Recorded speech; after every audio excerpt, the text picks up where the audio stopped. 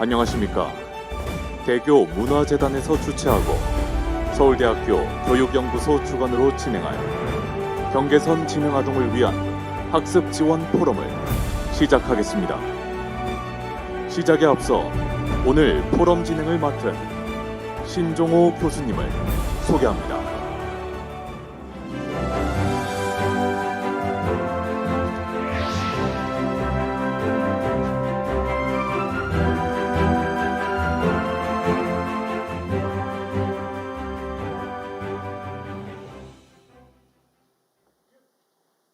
예, 안녕하십니까. 오늘 포럼 사회를 맡은 서울대 교육학과 신종호입니다. 오늘 경계선 진흥아동 학습지원 포럼을 저희가 개최하게 됐는데 지금까지 경계선 진흥아동에 대한 교육적 관심이 그렇게 많지 않았던 것 같습니다. 이번 포럼이 그런 측면에서 많은 의미를 갖고 있다고 생각을 합니다. 본격적으로 포럼 발표와 토론을 시작하기 전에 먼저 대교문화재단 문용인 이사장님의 인사 말씀을 듣고 포럼을 시작하도록 하겠습니다.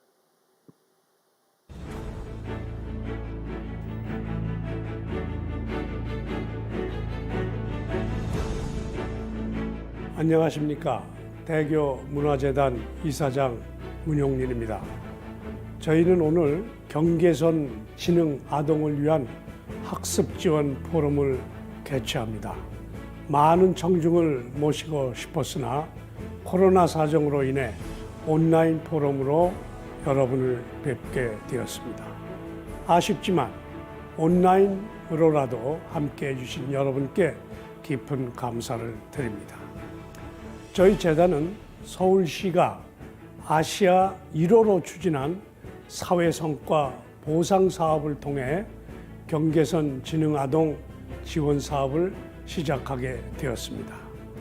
우리가 만난 경계선 지원 아동들은 적기 교육의 부재로 학습 진도에 상상케 어려운 어려움을 겪고 있다는 것을 발견했습니다.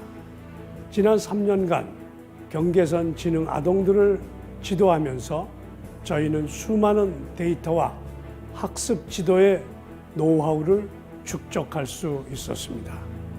그들의 정서 회복과 학습 능력을 길러주며 삶의 질을 높이고 사회적 비용을 절감하는 데 성공적으로 기여했다고 자부하고 있습니다.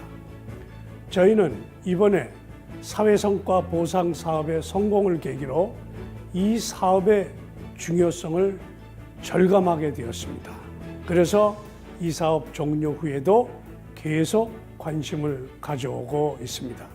지난 7월 서울시 교육청과 경계선 진흥아동 학습 지원 업무 협약을 맺기도 했고 서울대학교 교육연구소에 경계선 아동 지원을 위한 학술 연구도 의뢰한 바가 있습니다. 진지한 학술 연구를 통해 그간의 사회성과 보상 사업의 효과를 확인하고 개선 방안을 탐색하여 복지의 사각지대에 놓여 있는 경계선 진흥 아동 교육의 향후 방향을 정립하고자 했기 때문입니다. 오늘 경계선 진흥 아동 온라인 포럼을 시작하며 어느 때보다도 설렘을 느낍니다. 경계선 진흥 아동 교육 사업의 성과뿐만이 아니라 교육 및 상담 그리고 느린 학습자의 성장 과정 분석 환경 등 다양한 분야로 전문적인 주제로 발표와 토론이 준비되어 있기 때문입니다. 오늘 포럼에서 경계선 진흥 아동 교육에 대해 깊이 있는 담론이 펼쳐지기를 기대합니다. 앞으로 경계선 아동에 대한 많은 분들의 관심과 참여 그리고 소통을 부탁드립니다. 감사합니다.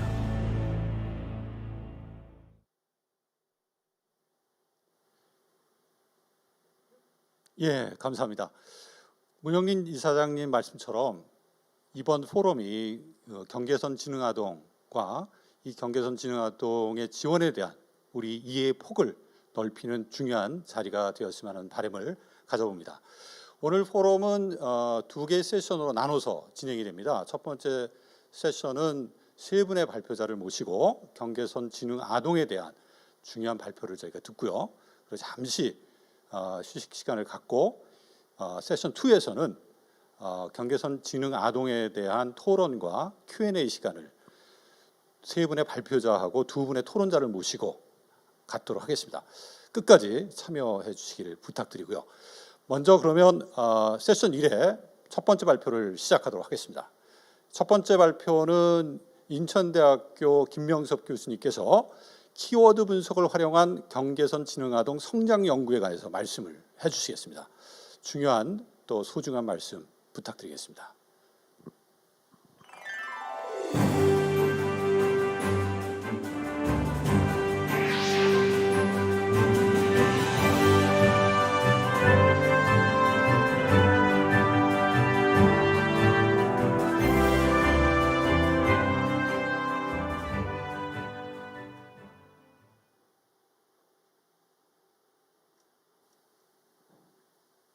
네, 소개받은 인천대학교의 김명섭입니다.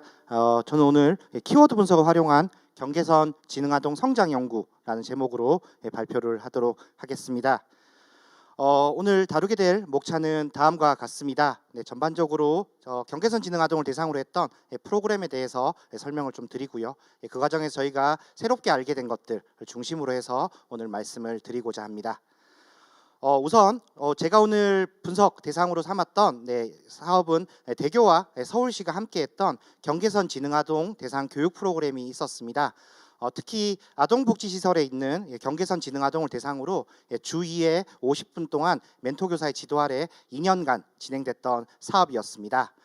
이 사업에서는 경계선 지능아동을 대상으로 인지 향상 프로그램과 사회성, 정서 사회성 향상 프로그램을 제공하고 아동들의 성장 발달을 함께 살펴본 프로그램이었습니다. 이 프로그램의 효과성에 대해서는 기존 연구가 진행된 바가 있습니다. 실제로 프로그램의 시작 전과 시작 후에 아동의 언어 능력, 사고력, 그리고 문제 해결력, 적응 능력 등을 평가했을 때 참여 전에 비해서 참여 후에 유의하게 증가했다라는 결과가 보고된 바가 있습니다. 지금 보시는 그래프와 동일하고요. 사실 양적 연구에서 결과가 유의하게 나타나서 프로그램은 매우 효과적인 것으로 보입니다. 그러나 여전히 보면서 남아있는 문제가 있다고 생각을 했었습니다. 저희가 프로그램 사전과 사후에 성장한 건 알 수 있지만 어떤 과정을 통해서 이 아동들이 성장했는지, 그리고 이 성장의 과정에 교사들은 어떤 노력을 기울였는지 좀 더 구체적으로 살펴본다라면 우리가 이후에 경계선 지능 아동들을 교육하는 데 있어서 중요한 교육적 시사점들이 어떤 것들일지를 살펴볼 수 있다고 생각을 했습니다. 참 감사하게도 프로그램을 진행하면서 교사분들께서 매번 아동을 지도한 다음에 상세하게 교사 일지를 작성해 주었습니다. 지금 보시는 것과 같은 일지입니다.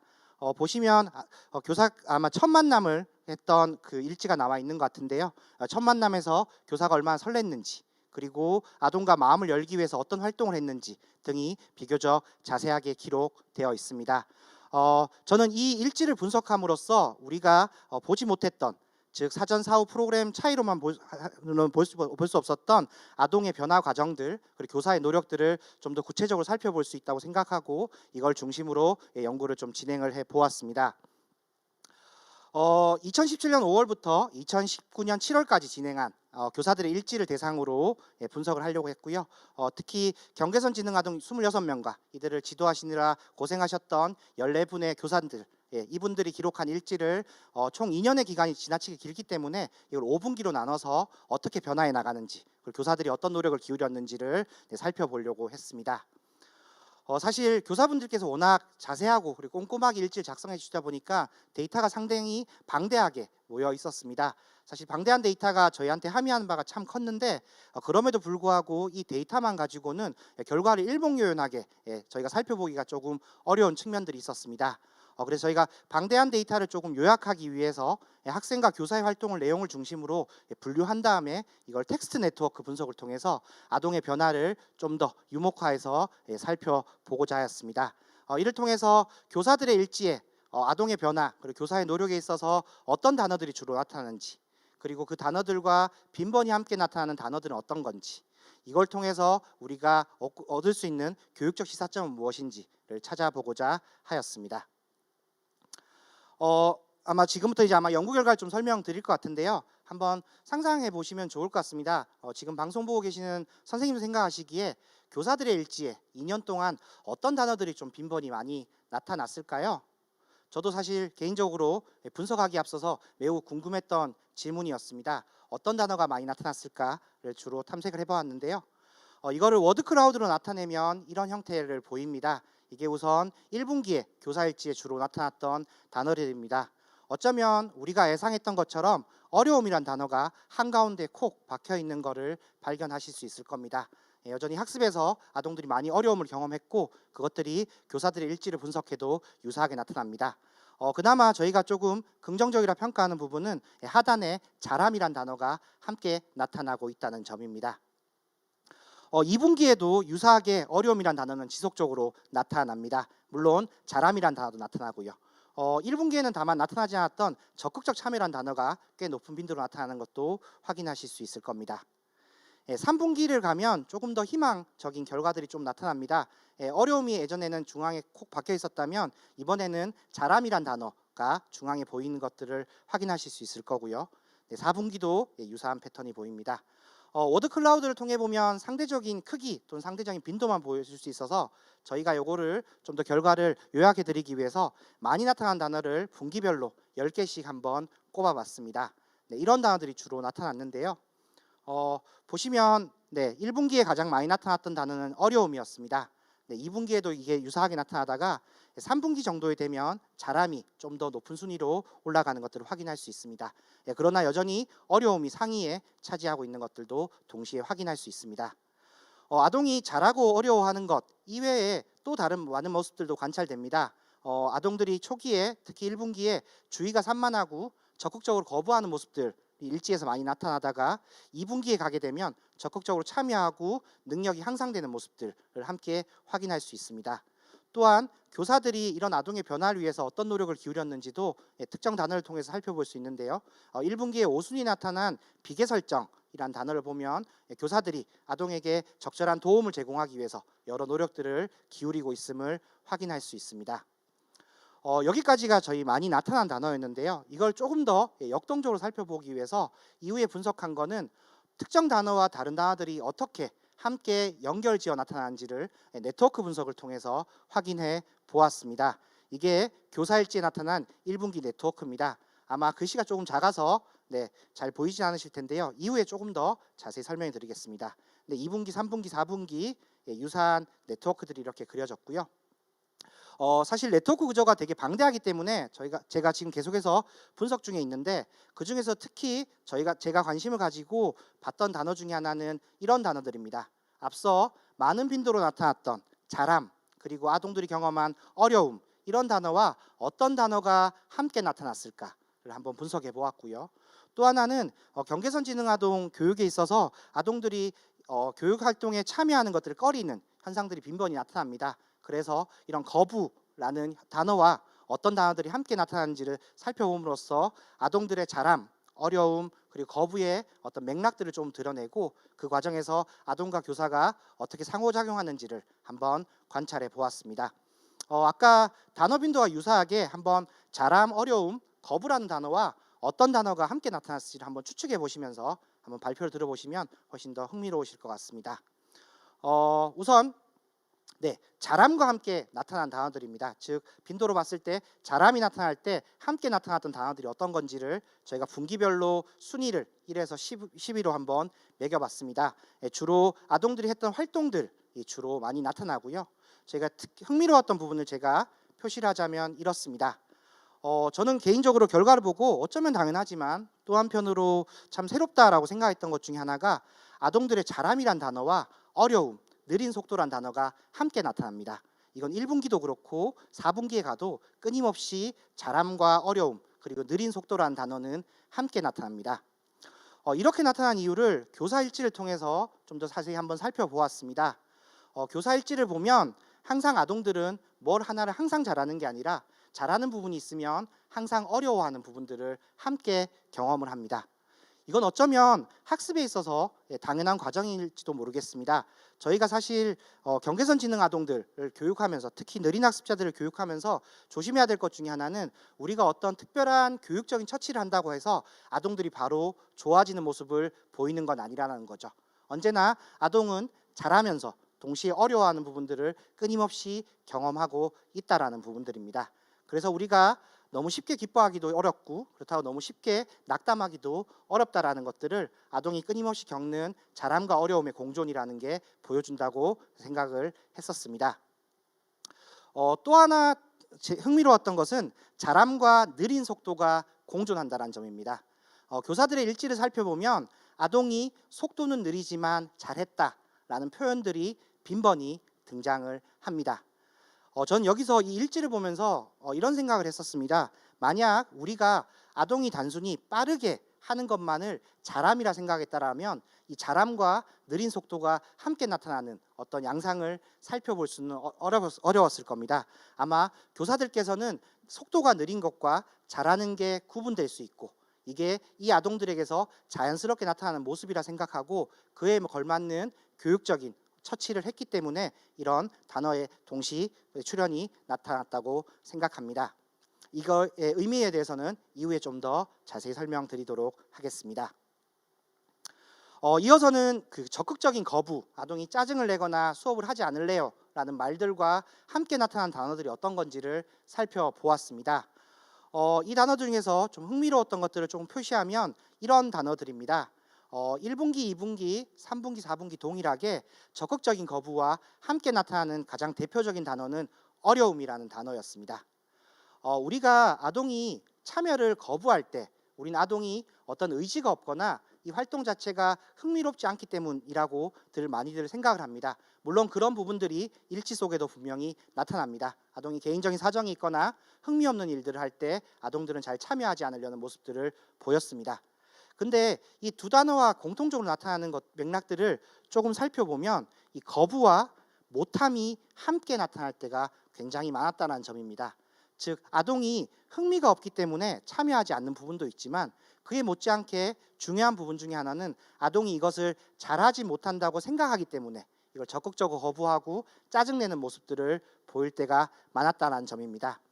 교사 일지를 살펴보면 너무 쉽다고 반복적으로 말할 때는 지나치게 재밌게 하다가 갑자기 어려운 과제를 제시하면 재미없고 하기 싫다고 하는 아동들의 모습이 이와 같은 이의 대표적인 사례라고 할 수 있을 것 같습니다.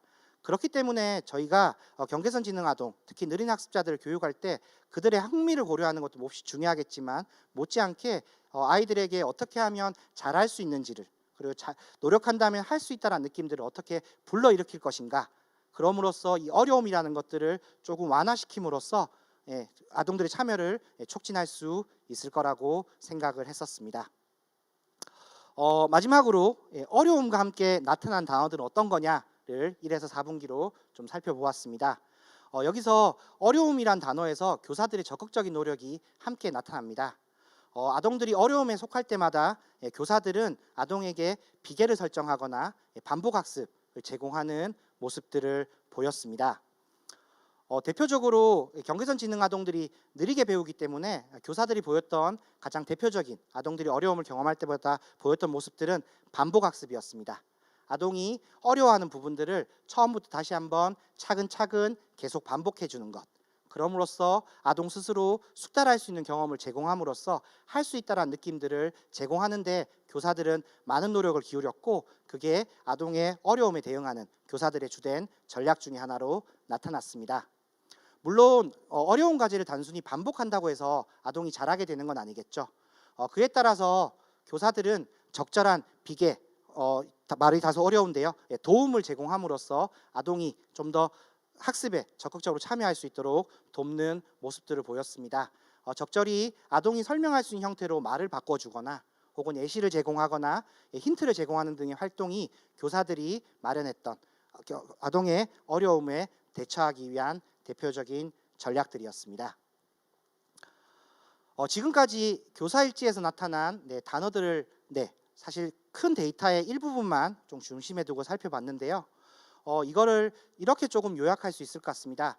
경계선 지능 아동의 교육에 있어서 보이는 모습은 고군분투의 모습에 가깝다고 생각이 듭니다.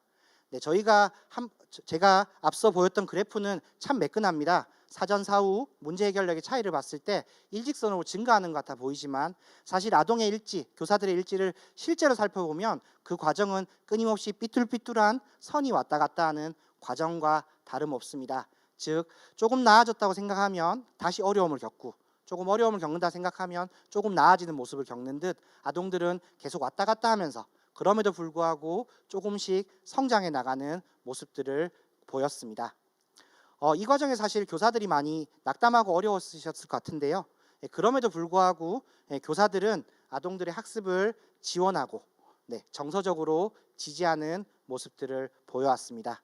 특히 지겨울 만도 하지만 그럼에도 불구하고 계속해서 반복해서 설명해 주시는 모습들, 그 다음에 적절한 도움, 비계를 설정하는 모습 등을 통해서 아동들의 학습을 지원하고 이 지원 끝에 아까 저희가 처음에 살펴봤던 그래프처럼 아동들이 문제 해결력 그리고 정서 사회적인 능력이 조금은 성장한 것이 아닌가라고 조심스럽게 추측해 보았습니다.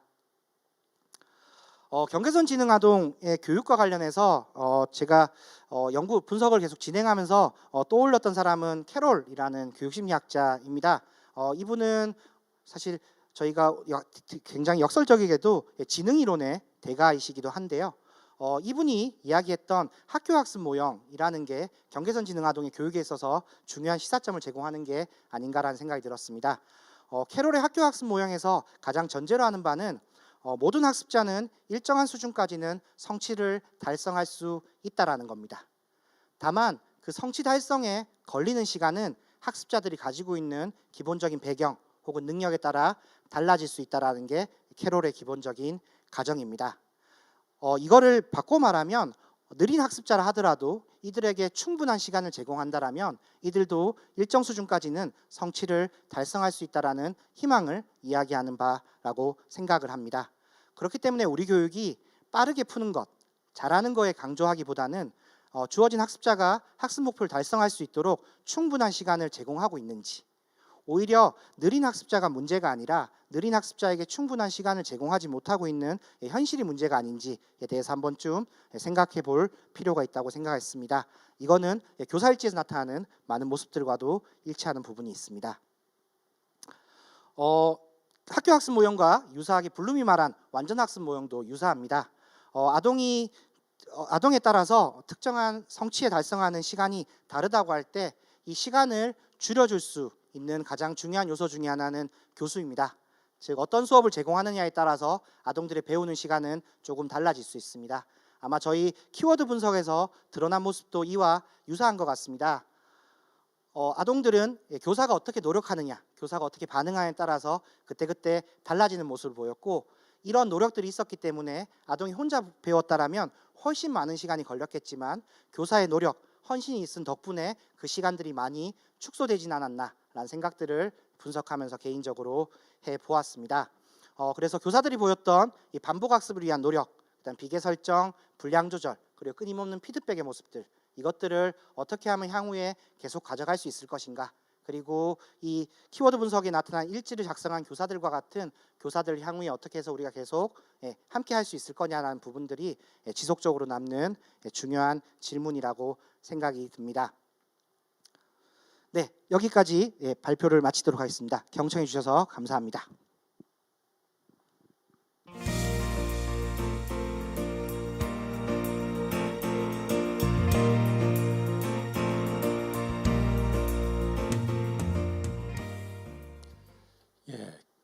저희 경계선 지능 아동에 대해서 혹자는 그럽니다. 교육적 향상 가능성이 있느냐? 제가 얼마 전에 다른 포럼에서 들었던 이야기 중에 하나입니다. 오늘 그 대교문화재단하고 서울시에서 진행한 SIB 1호 사업, 우리 교사들의 일지에서 보듯이 어렵지만 마음을 열고 또 마음을 합쳐서 노력하면 교사, 학생 모두 중요한 교육적 성과를 낼 수 있다는 그러한 희망을 우리가 볼 수 있었고, 우리가 이런 교육적 기대를 갖는 게 이 경계선 지능 아동의 교육을 시작하는 데 되게 중요한 첫 발걸음이 아닌가 이런 생각을 좀 해봤습니다. 두 번째 발표로 넘어가도록 하겠습니다. 두 번째 발표는 서울여자대학교 김소희 교수님이 경계선 지능아동 부모 교육 및 상담에 관해서 발표해 주시겠습니다. 소중한 발표 기대하겠습니다.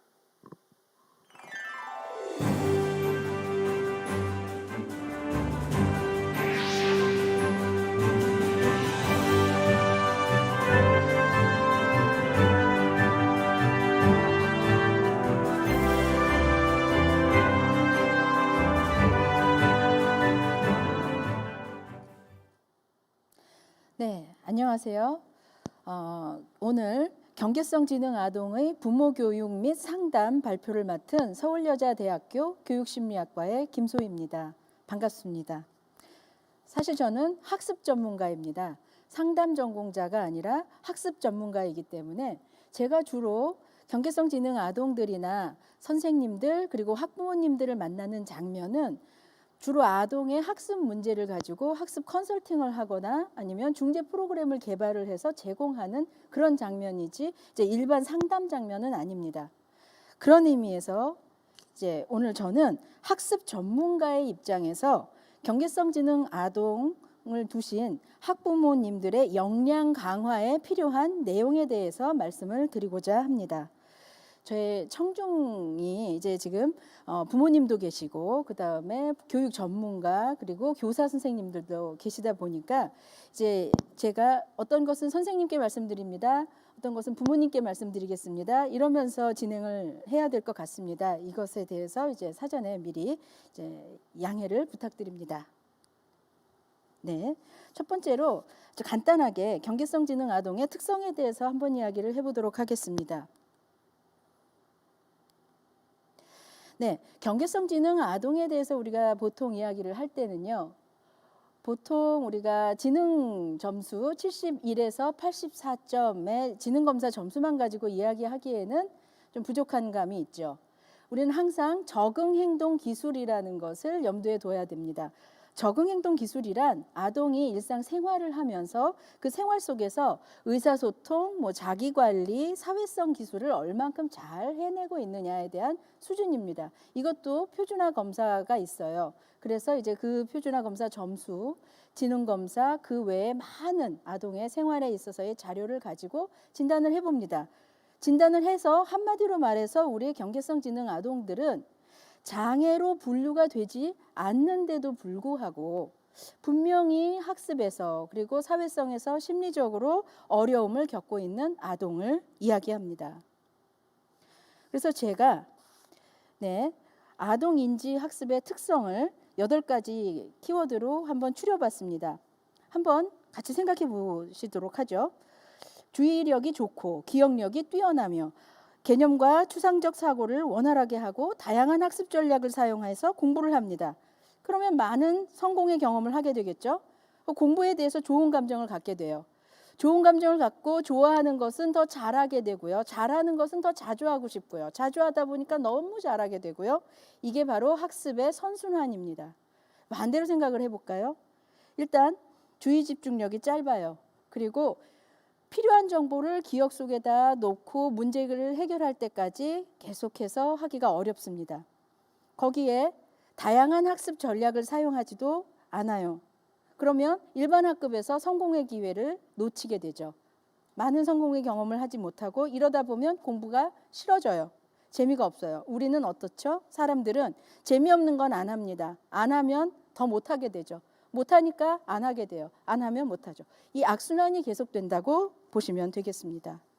경계성 지능 아동들의 어려움 중에 특히나 이 개념 학습과 추상적 사고가 아이들을 굉장히 발목을 잡는 부분입니다. 학습 행동, 학습 내용 이런 것을 할 때요. 굉장히 우리 교과서 안에 개념에 대한 단어들이 많이 있는데 우리가 그것을 학습 도구어라고 부릅니다. 이 학습 도구어는 1학년 때서부터 쭉 있다가 초등학교 4학년서부터 5, 6 이렇게 올라가면서 갑자기 확 많아집니다. 이 학습 도구어가 대부분 이제 개념 단어로 이루어져 있거든요. 질량, 밀도, 추론, 포부 막 이런 말들인데 또 얘네들이 같이 묶여 있어요. 따로따로 있어도 그 하나하나를 이해하기가 어려운데 그게 함께 묶여서 제가 한번 예를 들어 보겠습니다. 질량에 대한 밀도 있는 토의를 통해 나는 내 가설이 맞을 거라는 확신에 차서 내 꿈에 대한 포부를 다시 한번 다졌다. 지금 어마어마한 학습 도구어들이 한 문장 안에 들어있는데 이것을 이해해야 됩니다. 어렵죠.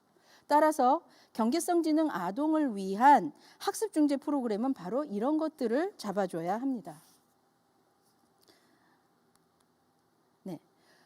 이런 부족한 어휘력, 어휘 표현력, 그리고 이 개념의 문제가 이제 아이들이 사회 상황에서 지금 어떤 상황이지 하는 데 있어서 좀 눈치가 빠르지 못하거나 거기에다가 이렇게 작은 빈약한 어휘력을 사용을 했을 때 이 두 가지가 같이 합쳐져서 또래 친구들이 보기에는 이상해 이러면서 소외시키거나 무시당하는 그런 일이 일어날 수가 있습니다. 그런 사회적인 경험 그리고 학습에 있어서의 부정적인 경험 이런 것들이 결국은 우리 아동들에게 후천적으로 정서적 위축이라든가 우울감 이런 것들을 경험하도록 만드는 것이죠. 네. 그러면 우리가 또 한번 생각해 볼 건 그럼 우리 아이들의 생태학적인 위치는 어디인가입니다. 우리 애들은 어디서 살고 있고 어디서 생활하고 있을까요? 주로 생활 장소는 일반 아동들과 같습니다. 그런데 일반 학급에만 있는 게 아니라 몇몇 핵심 과목은 특수 학급으로 가서 또 공부를 합니다. 그러니까 학교의 친구들이 보기에는 얘는 우리 반에 있다가 나갔다가 다시 돌아왔다가 이러는 아이고 특수학급 아이들도 보면 가끔 들어오는 애인 거죠. 경계선입니다. 어디에 하나의 소속원으로 깃들기가 어렵다는 거죠. 자, 그럼 우리 사회로 넓혀서 생각을 해볼까요? 우리 사회는요, 장애 또는 일반 밖에 개념이 없습니다. 아직은 그렇습니다. 그래서 지체장애, 감각장애 이런 장애가 아닌 이상은 지금 우리 경계성 아동이 갖고 있는 이런 뚜렷한 특성들이 아닌 뭔가 그런데 특성이 있는 이 미숙한 점, 어려운 점들을 수용받지 못하는 것이죠. 이래서 결국은 지역사회 안에서 이상한 아이라고 여겨질 수가 있겠습니다. 네, 다음으로 우리가 그러면 이런 경계성 지능 아동을 두신 부모님의 경험에 대해서 함께 생각해 보도록 하겠습니다. 첫 번째는 뚜렷하고 대표적인 증상이 아동들한테 없다는 점입니다. 외모요? 외모는 일반 아동들과 다른 게 없죠. 그리고 4살 때까지 이 아이의 어떤 어려움을 알아차리기도 어렵습니다. 콕 집어서 이게 문제야 라는 대표 증상이 없다는 거죠. 뭔가 여기저기서 부족하기는 한데 또 어떤 거는 또 괜찮아요. 이럴 경우에 이제 부모님들은 혼란을 느끼게 됩니다. 사실 이제 우리가 지능 검사라는 말을 할 때 여기 대부분의 여러분들이 아시겠지만 지능 검사는 하나의 통 검사가 아니라 작은 소 검사, 여러 가지 작은 소 검사로 구성되어 있죠. 그런데 이 소 검사 간에 이제 점수가 각각 나와요. 경계성 지능 아동의 소 검사 점수는 검사와 검사 사이에 점수 차이가 크게는 10점까지 벌어집니다. 보통 5점에서 10점까지 점수가 벌어지는 거죠. 그런데 만약에 그냥 지적장애다, 아예 지적장애라고 진단을 받은 친구들을 보면 경도 지적장애 아이들 같은 경우에는 소검사 간의 차이가 한 3점 나고요. 그리고 중도 지적장애 친구들 같은 경우는 1점에서 2점 정도 차이가 납니다. 다른 말로 하자면 우리 경계성 지능 아동들 같은 경우에 어떤 영역에서는 잘해요. 괜찮아요. 어떤 영역은 굉장히 못해요. 이러다 보니까 부모님들이 콕 집어서 정말 어떤 게 문제야? 이렇게 단정 지을 수가 없다는 거죠. 그러면 누군가를 보면서 내 아이랑 비교를 하고 싶은데 특히나 첫째 아이거나 외동 아이를 기르시는 부모님들 입장에서는 비교할 대상이 없습니다. 옆집 아이의 잘난 부분만 보이죠. 엄친아 엄친 딸, 친구의 아이는 가끔 보고요. 내 아이는 365일 내가 끼고 기르는 아이죠. 자, 그러면 누구한테 이걸 질문을 해야 될까요? 근데 여기에서 부모님들 모두 다 공감하실 내용이 있습니다. 뭐죠? 내 아이 흉이 바깥으로 새는 건 너무너무 싫어요. 조부모님이 내 아이 흠을 아는 것도 그것도 싫어요. 그렇기 때문에 부모님이 누구한테도 질문하지 못하는 상태에서 시름이 깊어지게 되는 겁니다. 네. 검사를 받고 나서 진짜 다르다고 하면 어떡하지? 이것도 또 하나의 두려움이죠. 건강한 아이를 낳으셨습니다 하고 제가 5년, 6년을 길렀어요. 그런데 갑자기 이 아이의 지능이 어쩌고 저쩌고 선생님 왜 그러시죠? 선생님이 좀 더 잘 가르치시면 안 돼요? 그냥 우리 아이 아무 문제 없는 거 아닌가요? 그것이 당연한 부모님들의 마음입니다. 여기에 또 하나 확대 가족의 어떤 그 말들이 부모님들한테 부담이나 스트레스가 될 수가 있습니다. 얘는 왜 이러니? 혹시 니네들이 훈육을 잘못한 거 아니야? 잘못 가르친 거 아니니? 아이한테 어떤 문제가 있어 보이지는 않는데? 자, 이럴 때 우리 학부모님들은 경계성 지능에 대해서 정확하고 자세한 정보를 알지 못하기 때문에 어떤 대답을 잘 하실 수가 없습니다. 이렇게 되면 내가 부모 자격이 없나 봐. 이렇게 되는 거죠. 그래서 부모로서의 효능감에 위기를 맞게 됩니다.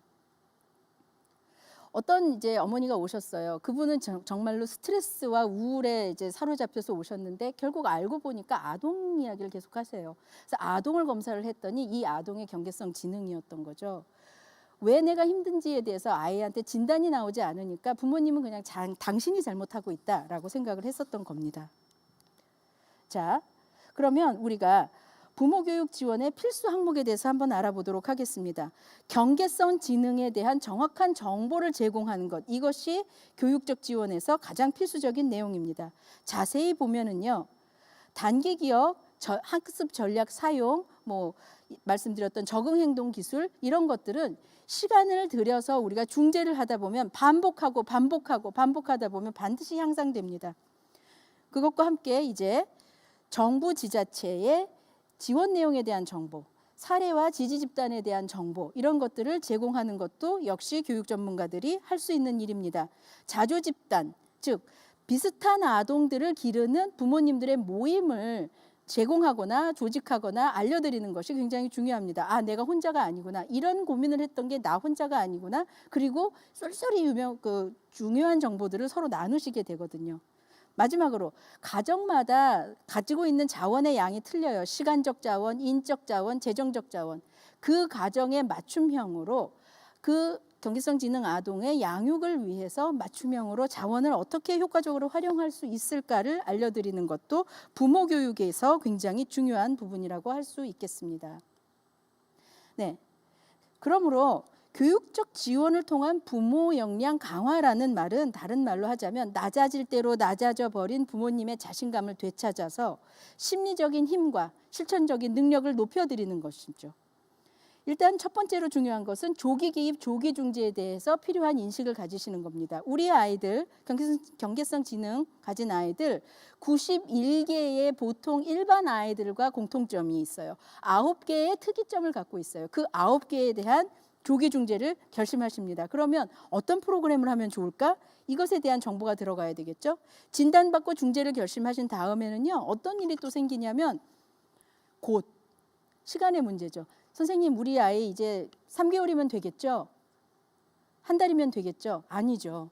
예를 들자면 3개월이면 1년 6개월 이런 식으로 좀 시간을 가져야 되는 거죠. 현실적으로 들어가야 될 시간이 있다라는 것을 생각하시고 그리고 그 시간 동안에 조금도 변하지 않고 있더라도 포기하지 않는 부모인 나, 포기하지 않는 선생님인 나, 그리고 저렇게 포기하지 않고 계속 노력을 하겠다고 하는 저 학생을 함께 칭찬하면서 나아가야 될 것입니다. 그렇게 하기 위해서는 강점에 초점을 맞추는 것도 굉장히 중요합니다. 아동에 대해서 현실적인 평가를 내리고 절대적으로 쓸려 들어갈 그 시간과 지난한 기다림 속에서 아이가 갖고 있는 빛나는 강점을 찾아서 포기하지 않는 아이한테 멋지다라고 말할 수 있으려면 부모님 그리고 우리 교사들이 먼저 포기하지 말아야 되겠습니다. 네, 좀 더 이어서 이야기하자면 이것은 모든 부모님들한테 다 필요한 내용인데 행동수정에 대한 지식을 갖고 계시면 굉장히 도움이 됩니다. 부모님들이 문제 행동을 고치는 것만 행동수정이라고 생각을 하시는 경우가 꽤 있어요. 그런데 사실은 칭찬을 효과적으로 잘하는 것도 행동수정 기법입니다. 그렇기 때문에 경계성 아동 부모님뿐만이 아니라 모든 부모님들이 이 행동수정 기법을 좀 아시면 양육에 큰 도움을 받을 수가 있습니다. 예, 제가 여기다가 대체행동 차별 강화라는 생소한 말씀을 써드렸는데 한마디로 얘기하자면 하지마만 하지 마시고 하지 말고 대신 이렇게 해까지 하시는 거죠. 그리고 그것을 반복하고 결국 아이들이 그래서 이렇게 해를 잘하게 됐을 때 아유 잘했어 라고 칭찬하는 것. 이게 바로 대체 행동 차별 강화입니다. 그래서 대표적인 행동 수정 기법 중에 하나죠. 또한 잘못을 아이가 했을 때 그리고 부모님도 양육하다가 잘못하실 수 있잖아요. 실수하실 수 있잖아요. 이랬을 때 나는 나쁜 부모야. 이게 아니라 나랑 이 친구 지금 같이 가는 동안에 실수할 수 있어. 나도 사람이잖아. 신이 아니야. 우리 아이랑 나는 서로 용서하고 용서받을 수 있는 시간이 아직 많이 있고 내가 오늘 이 아이한테 잘못했다고 해서 얘의 인생이 갑자기 망가지는 거 아니다. 우리는 오래오래 같이 이렇게 갈 거다라는 믿음. 그것을 갖는 것이 중요합니다. 아동의 미래에 대해서 낙관적인 생각을 갖는 것도 굉장히 중요한 부모님의 역량 강화 기술 중에 하나입니다. 부모님들, 이 아이들은 보통 아이들이 그냥 일반 아이들이 당연하고 쉬워서 쓱 지나가는 거에 대해서 하나도 당연하지 않아서 열심히 들여다봅니다. 이랬었던 경험들, 주의 깊게 봤어야만 했었던 이 경험들, 유년의 경험들이 커서 이 아이들이 빛나는 창의성을 갖고 있거나 타인의 어려움에 대해서 공감 능력으로 나타나서 아이의 강점이 될 수 있다라는 거죠. 자, 그렇게 하려면 이제 부모님을 만나봐야 됩니다. 여기 있는 내용들은 부모 상담에서 기본이라고 할 수 있는 내용들입니다. 주로 선생님들께 말씀드릴게요. 첫 번째는 공감과 경청입니다. 이거 굉장히 어렵죠. 가장 쉬우면서도 가장 힘든 것이 사실 남의 말 잘 들어주는 건데 학부모님들의 말을 잘 들어야 우리가 그 아이한테 어떤 것이 필요하고 지금 이 친구가 어떤 상태이고 부모님이 원하시는 게 무엇인지 어떤 걸 알고 싶어 하시는지 우리가 알아낼 수가 있습니다. 네, 좋은 공감과 경청의 느낌을 주시고 또한 존중과 수용의 태도를 갖는 것 이것이 중요합니다. 전문가인 내가 옳아요. 제가 더 많은 아이들을 가르쳐 봤잖아요. 그러니까 제가 더 잘 알아요. 꼭 그럴 리는 없거든요. 부모님은 이 아이는 하나의 개체고 그리고 개별적인 친구입니다. 이 친구를 몇 년 동안 365일 길러내신 분이세요. 이분의 정보를 듣고 귀담아 듣고 그것을 이용해서 함께 협력해서 어떤 프로그램을 개발하는 것 그리고 그것을 이제 제공하는 것 이것이 굉장히 중요한 것이겠죠. 네, 아이의 문제 행동이나 학습의 어려움에 대해서 단정지어서 평가하는 것 이것도 선생님들이 보통 피하시면 굉장히 좋겠습니다. 아이의 단점은요 사실 부모님들이 말씀하실 때까지 그냥 두시고 선생님들은 교육 가능한 점에 대해서 이야기를 하실 때 우리 흔히 이야기하는 아이 메시지를 사용하시면 굉장히 좋습니다. 어떻게 얘기를 하는 거냐 하면 이제 저는 제가 관찰했을 때는 이러이러한 부분들이 있었는데 부모님 보시기에는 어떠셨어요? 어떻게 생각하시는지 궁금하네요. 이런 식으로. 그리고 한 번에 한 가지만 질문을 하고 그 대답을 충분히 들으십시오.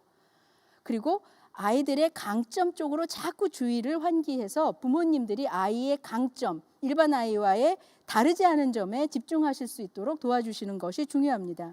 연구에 의하면 굉장히 흥미로운 연구 결과인데 똑같은 잘못을 일반 아동이 하고 우리 경계성 지능 아동이 하고 그리고 장애 아동이 했을 때 일반 아동들과 장애 아동의 부모님들보다 경계성 지능 아동의 부모님이 그 잘못을 훨씬 크고 심각하게 침소봉대하시는 경향이 있더라라는 흥미로운 연구가 있습니다. 왜 그럴까요?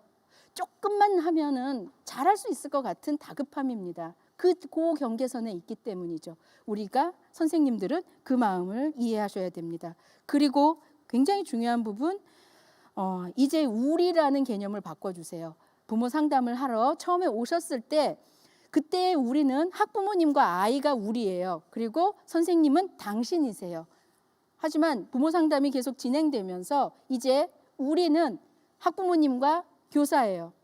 우리가 함께 도와줄 사랑스러운 저 아이가 있는 거죠.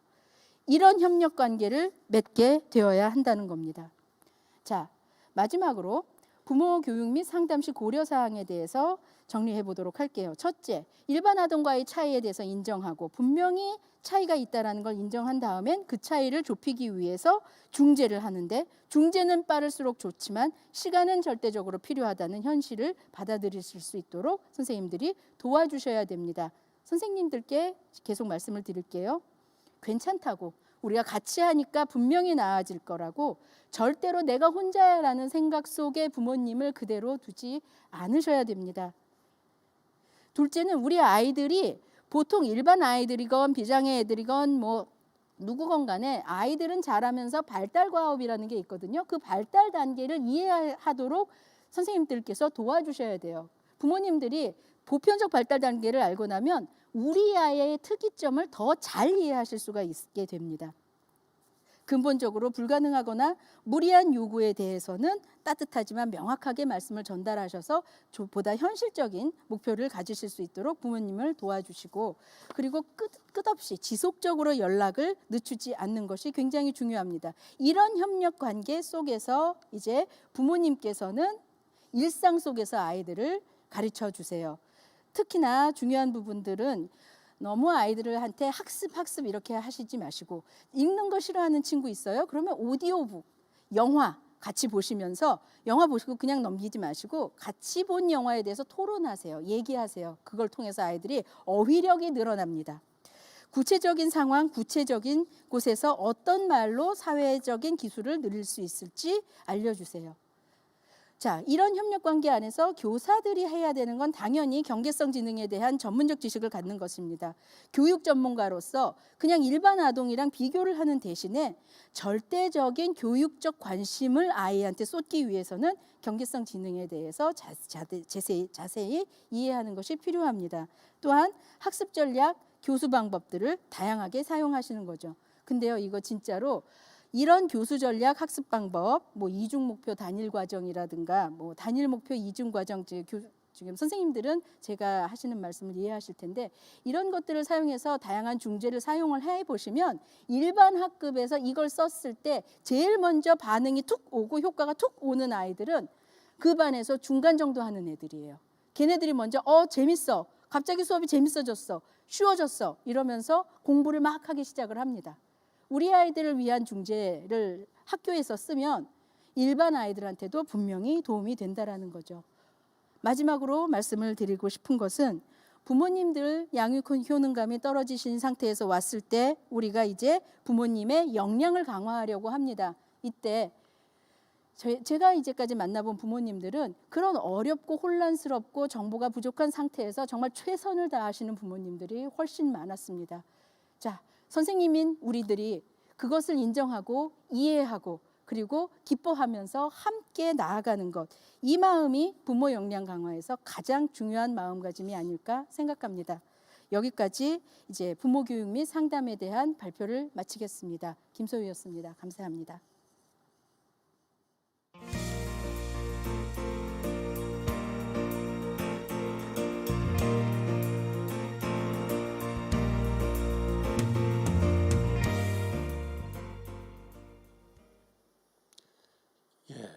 김소희 교수님 그 말씀 잘 들었습니다. 제가 어저께 다른 또 학술 행사에 갔었는데, 우리 아이들이 고민이 생겼을 때 가장 많이 찾는 대상자가 누구냐라고 설문해 봤더니 친구가 아닙니다. 교사가 아닙니다. 바로 부모였습니다. 부모에게 많은 것들을 같이 나누고 또 어떻게 했으면 좋겠는지 그 힘을 좀 얻고자 하는 게 우리 아이들의 마음이다. 경계선 지능 아동의 경우도 예외가 아니죠. 저는 김소희 교수님 발표할 때 우리라는 말을 참 많이 쓰셨는데 그 말이 참 따뜻하게 제 마음에 와닿았어요.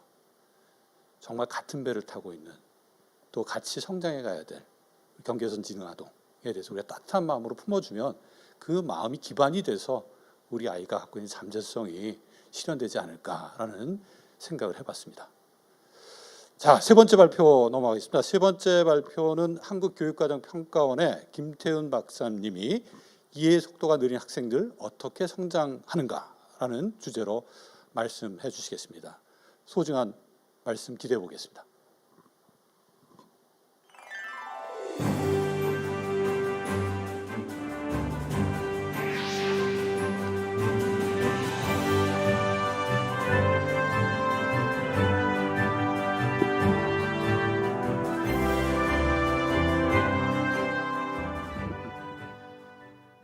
네, 안녕하세요. 한국교육과정평가원에 있는 김태은입니다.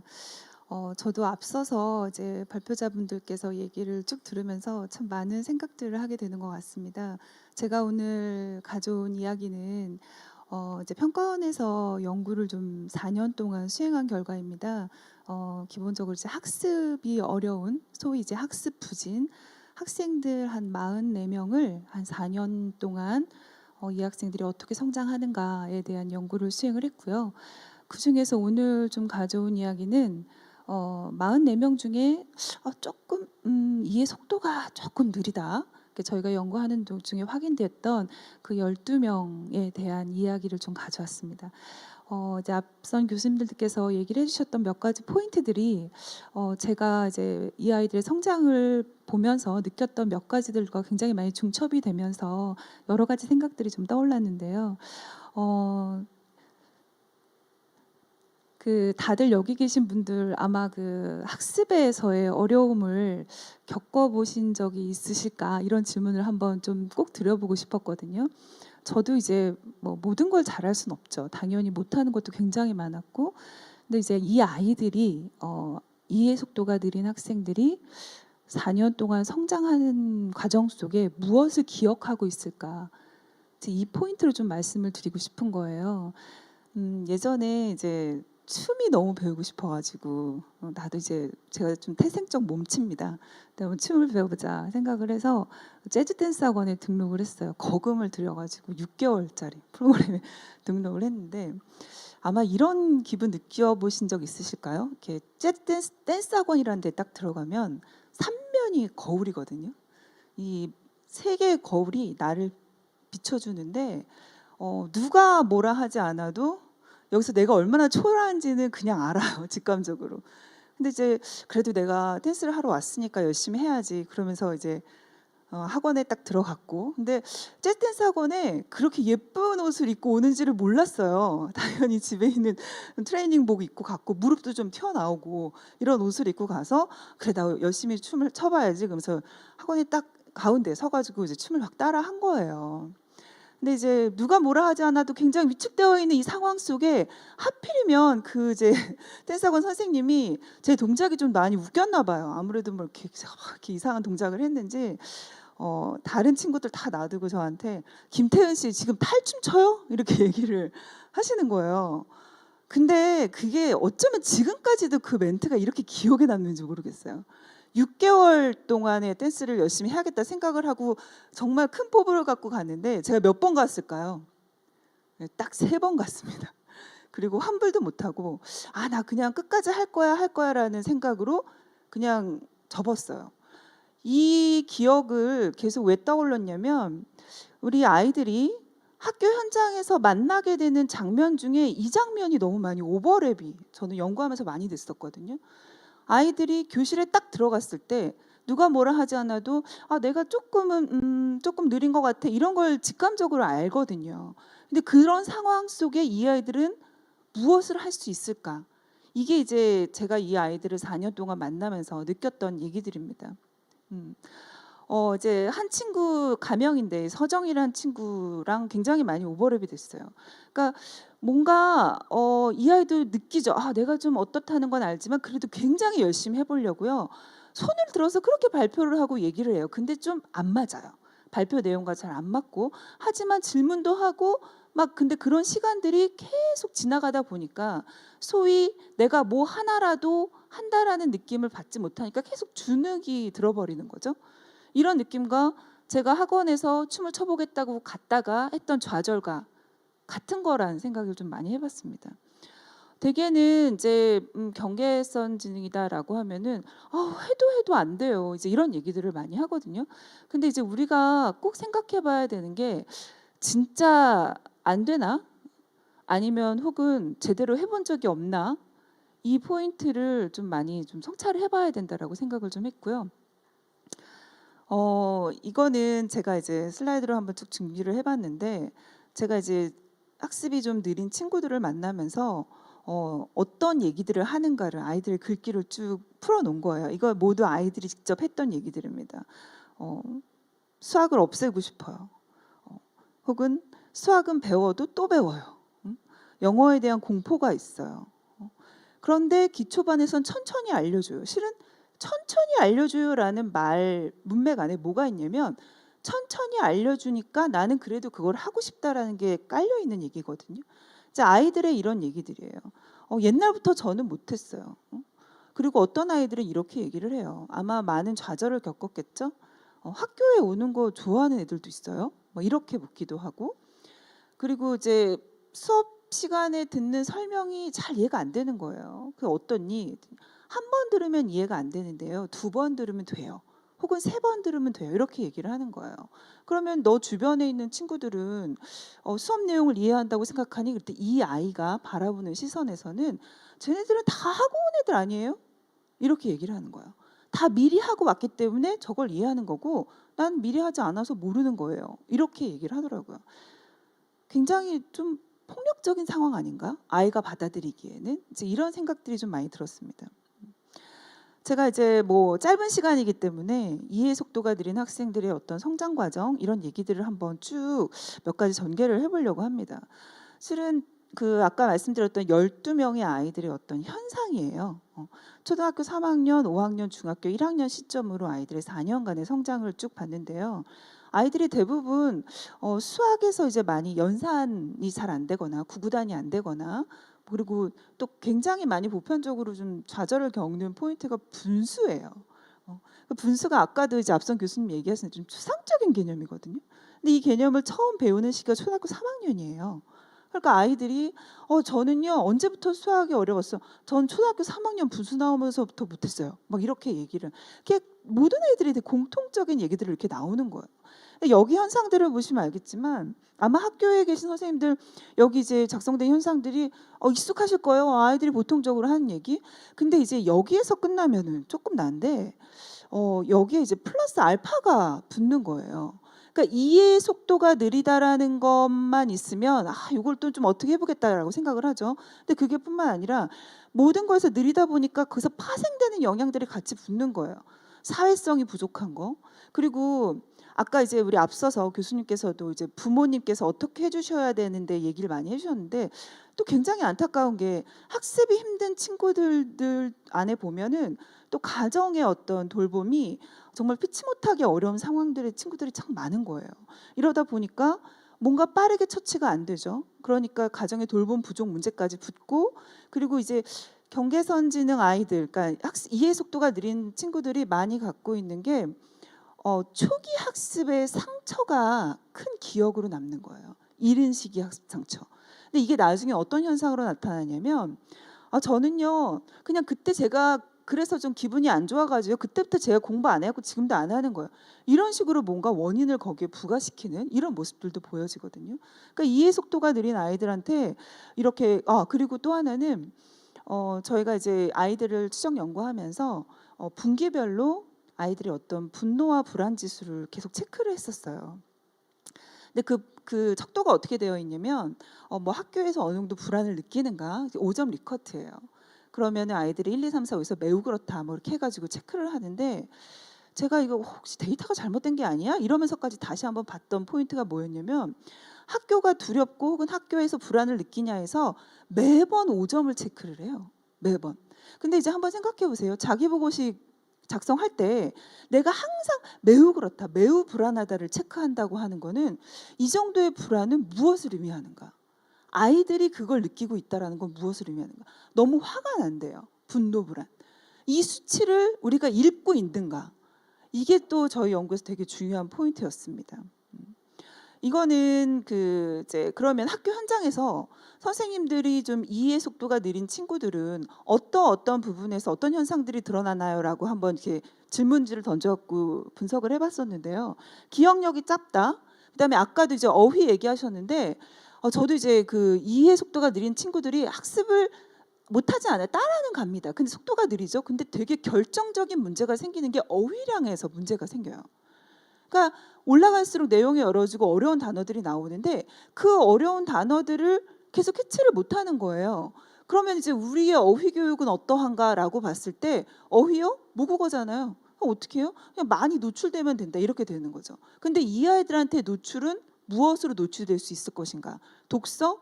아이들이 책을 읽을 수 있을 것인가? 이런 고민들이 상당히 필요한데 굉장히 어려운 문제였던 것 같습니다. 책을 떠듬떠듬 읽고 그러니까 간단한 조작 능력도 미흡한 모습들도 보이고요. 근데 기본적으로 주의 집중력이 굉장히 약하다. 이런 현상들이 나오고 있습니다. 그렇다면 이제 제가 한번 이 아이들의 스토리를 한번 풀어보도록 하겠습니다. 이해 속도가 느린 학생들이 4년 동안 어떤 식으로 성장을 했고 혹은 성장하지 않았고 이런 모습들이 있는데 실은 아까 첫 번째 발표한 교수님의 연구 설계와는 좀 다른 방식이었습니다. 저희가 뭐 어떤 프로그램을 갖고 들어가서 사전 사후에 어떤 효과를 봤던 건 아니고요.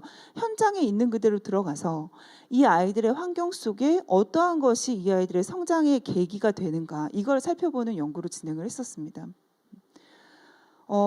형기라는 친구가 있었어요. 초등학교 3학년에서부터 6학년까지의 이제 저희 성장 과정을 쭉 봤는데 이 친구가 이해 속도가 느립니다. 확실히 느리다는 게 있고 또 어렸을 때 뭔가 이제 내가 잘 못해가지고 남아서 학습을 하면서 받았던 상처가 이렇게 있는 거예요.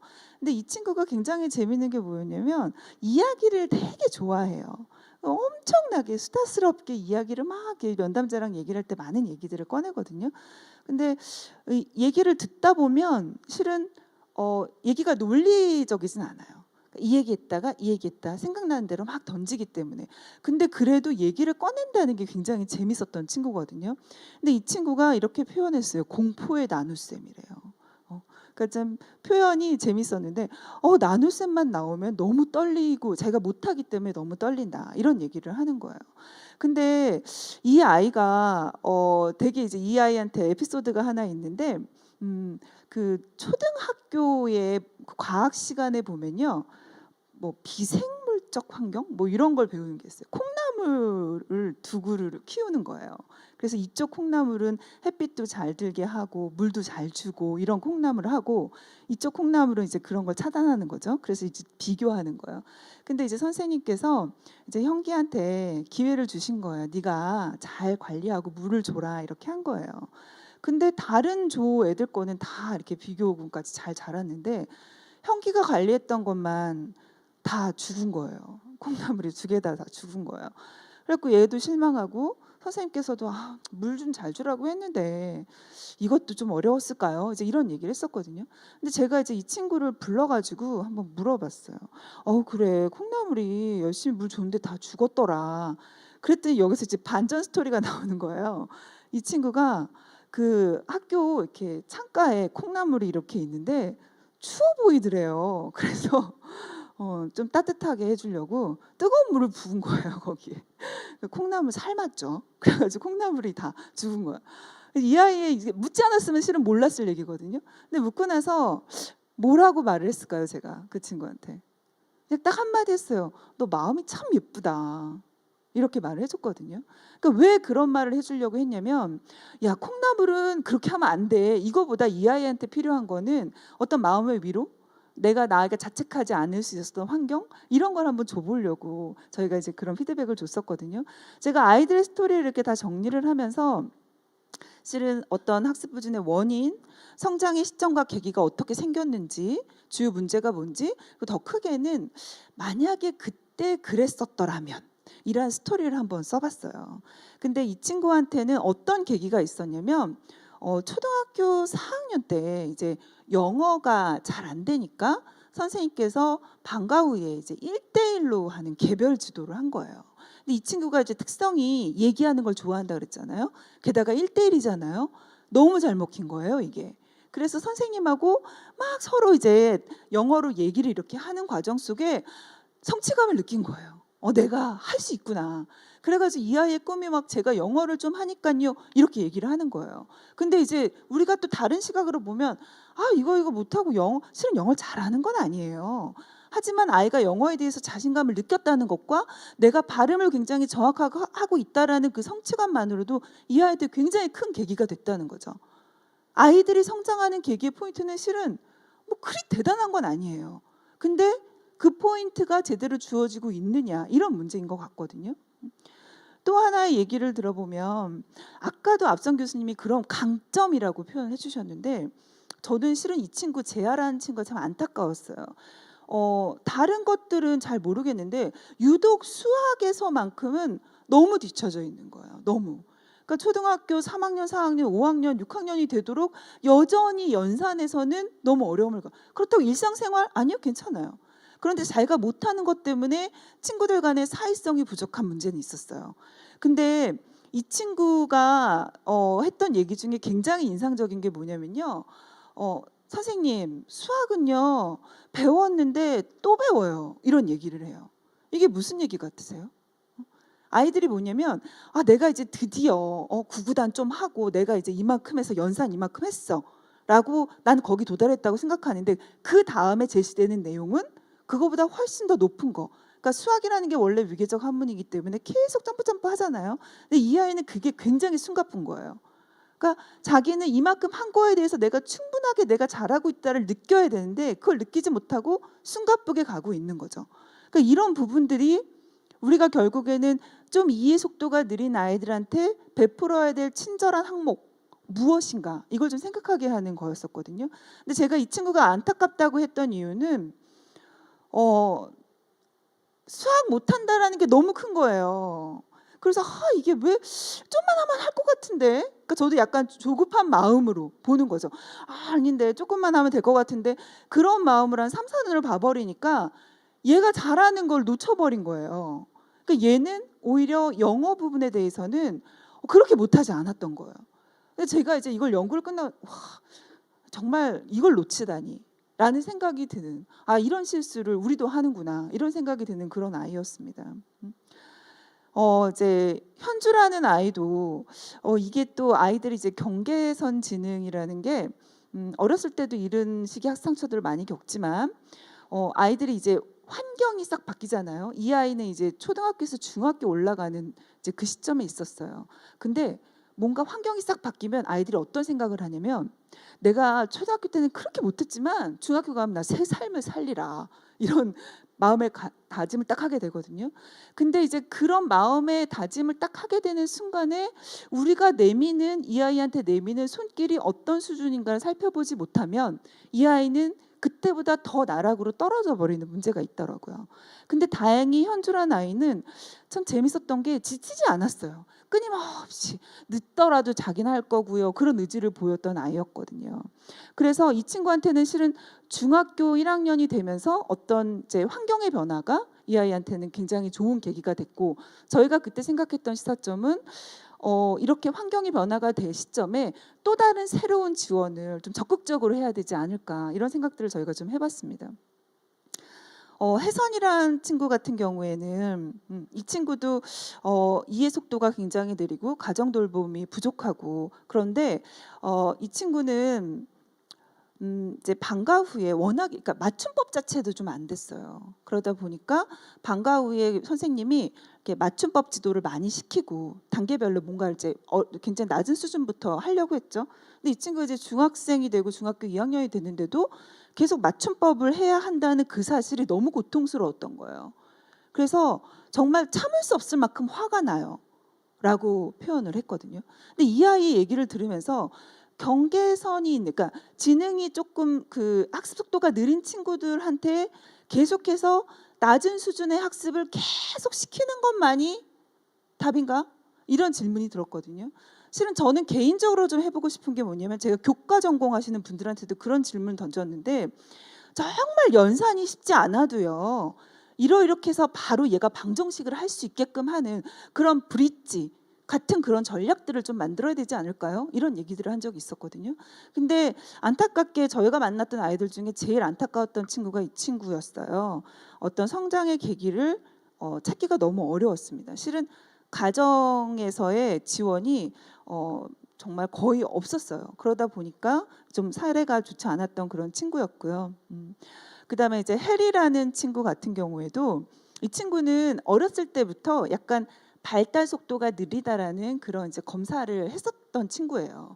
근데 이 친구가 굉장히 재밌었던 건 참 그 어렸을 때부터 그런 경험이 많아서 그럴까요? 이렇게 굉장히 무던하게 받아들이고 그러면서 끊임없이 자신의 속도에 맞는 질문을 하는 거예요.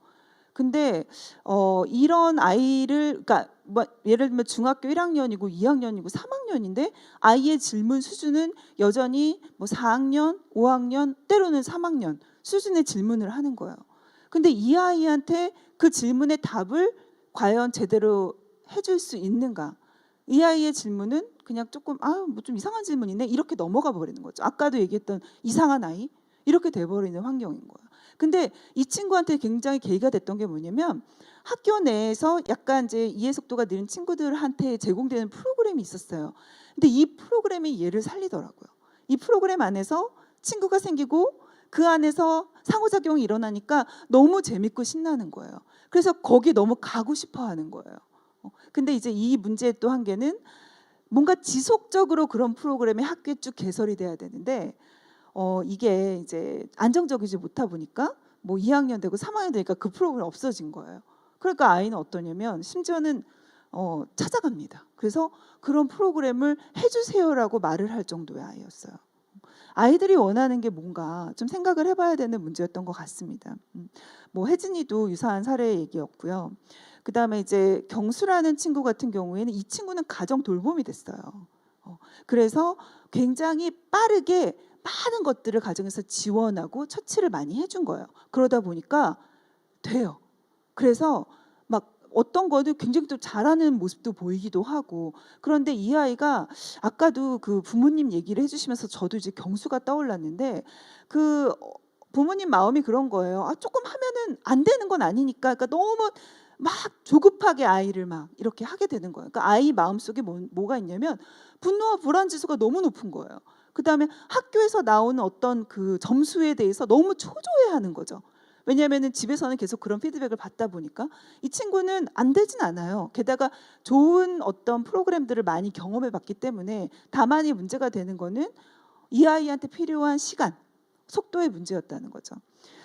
이런 얘기들을 가지고 제가 이제 뭐 짧게나마 쭉 몇 가지 아이들을 말씀을 드렸는데요. 이 표가 총 44명의 아이들 중에 학습 부진이 됐던 원인 중에 첫 번째 줄이 이제 느린 이해의 속도 아이들 12명 아이들이 어떻게 성장했는가를 그림을 보여줍니다. 대개는 한 뭐 꾸준히 성장, 느리지만 꾸준히 성장, 약간 속도는 차이는 있지만 그래도 성장하는 패턴이 다른 학습 부진 원인에 비해서는 그래도 있는 편이에요. 안 되진 않아요.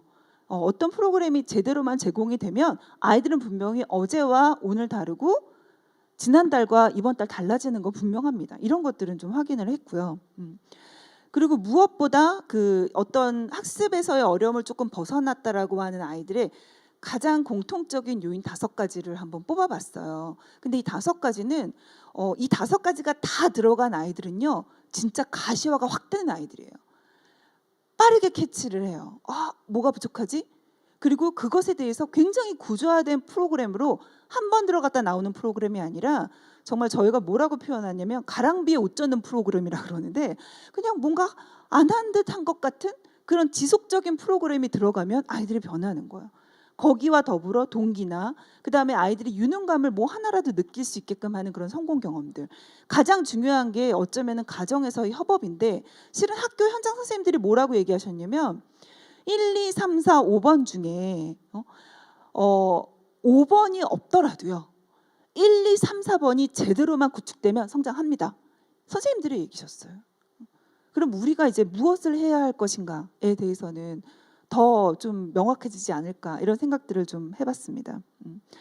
근데 이제 안타까운 건 뭐냐면 이 아이들이 성장은 했어요. 근데 교육적으로 성장은 했지만 계속적으로 학습 부진이라는 꼬리표가 달려요.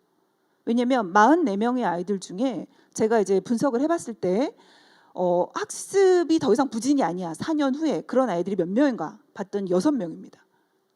재진도를 따라가는 아이들이 6명인 거야. 이해 속도가 느린 친구들은 재진도를 따라가지는 못해요. 하지만 성장은 합니다. 근데 우리가 그걸 어떤 시각으로 바라보고 있느냐, 이게 우리의 큰 숙제였던 것 같고요.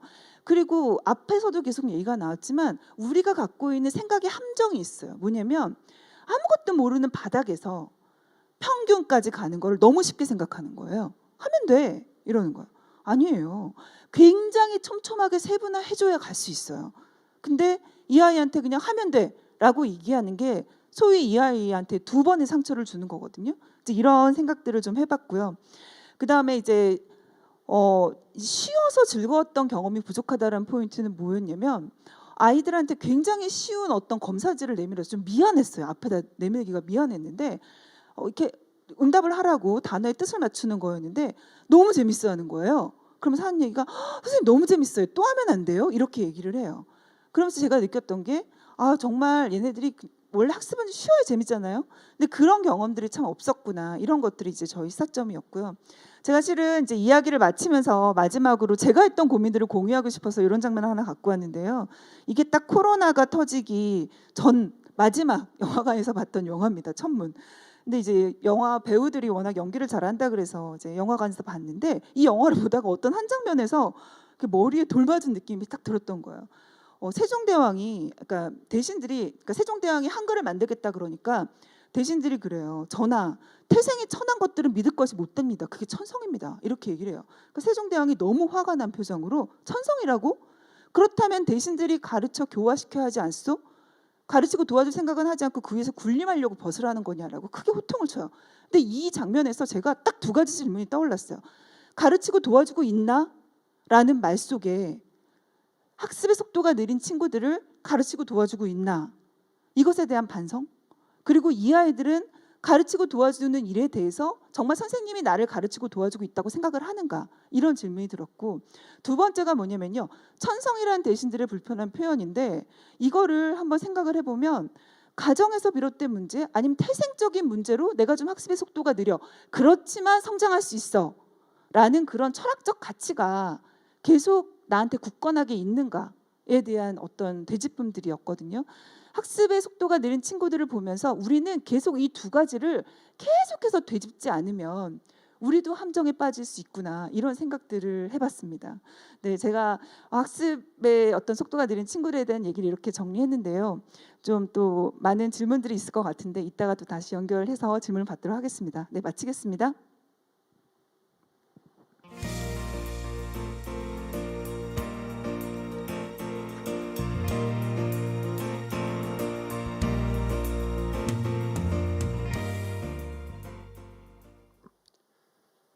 예, 이해가 느린 우리 경계선 지능아동의 생생한 목소리를 들어볼 수 있는 좋은 시간이었던 것 같습니다.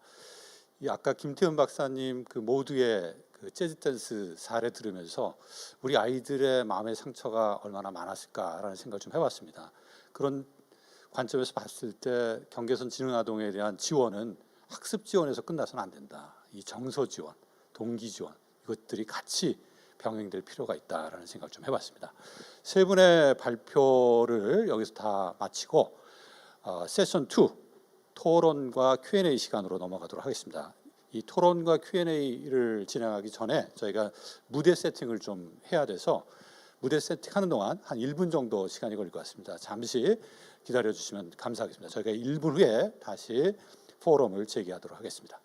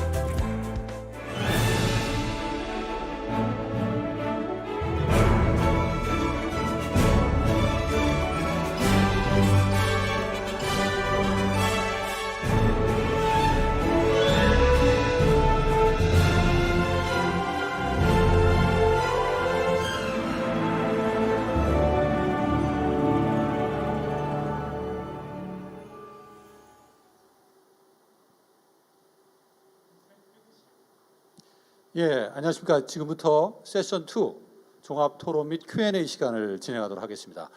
오늘 그 발표와 관련해서 두 분의 토론자를 특별히 모셨습니다.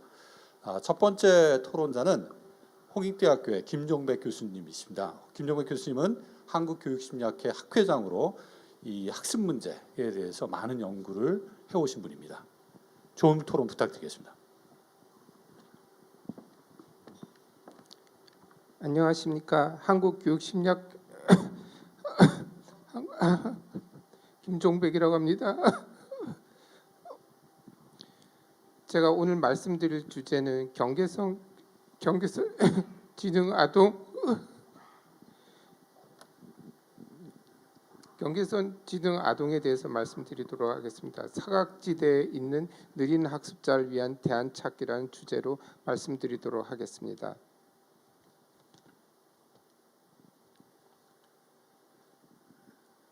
자, 이 슬라이드 제목이 경계선 지능의 모호함이라고 되어 있는데요.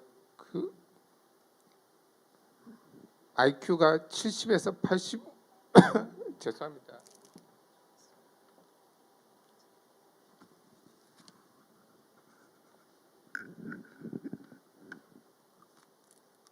IQ 70에서 85에 해당하는 아동을 경계선 지능 아동이라고 구분하고 있습니다. 이 아동들은 특수교육 분야의 대상이 되지도 못하고 그렇다고 일반 교육 프로그램에서도 소외되고 있는 경우가 많습니다.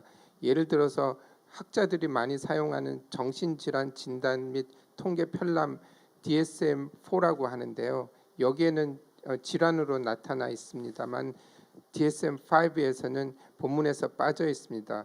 그리고 인구학적으로 봤을 때도 이 절대로 적은 수의 인구가 아닙니다. 13.5%라는 많은 사람들이 여기에 해당된다고 볼 수 있습니다.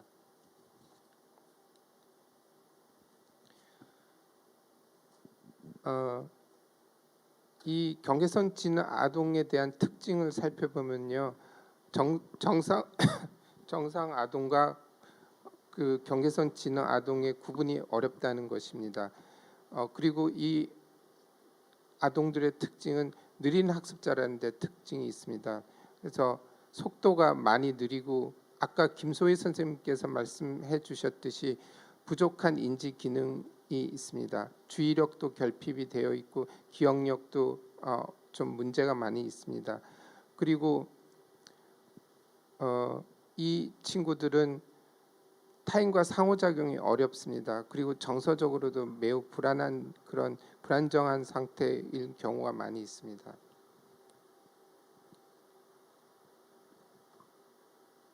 경계선 지능 아동에 대한 그 교육적인 노력이 많이 필요한데요.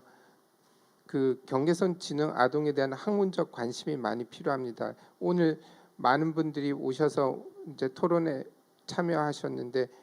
참여하시고 연구도 발표하셨습니다. 불 좀 주시네요. 죄송합니다.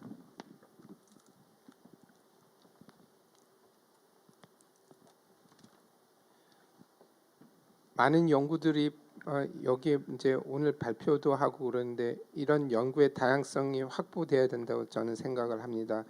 그리고 경계선 지능 아동을 위한 제도적 정책적 배려가 좀 필요하고요. 마지막으로 교육적인 투자들이 많이 이루어져야 된다고 생각합니다. 그리고 그와 관련해서 전문가적인 인력도 많이 확보돼야 된다고 생각합니다.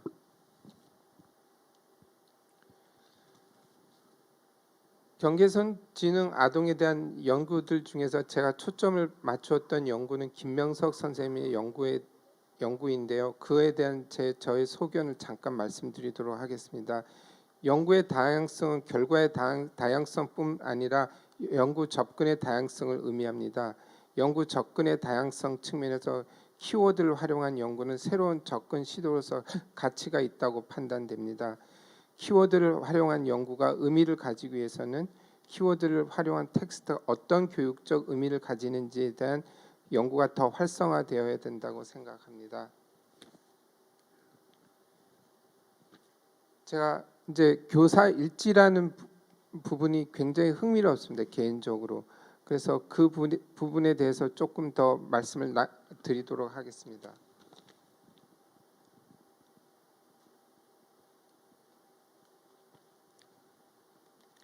학생들이 시간이 지나면서 학생들이 어려운 것들을 잘하게 된 것은 일면 자연스럽게 받아들일 수 있습니다. 흥미로운 것은 잘하게 되는데 그 속도가 느리다는 것입니다.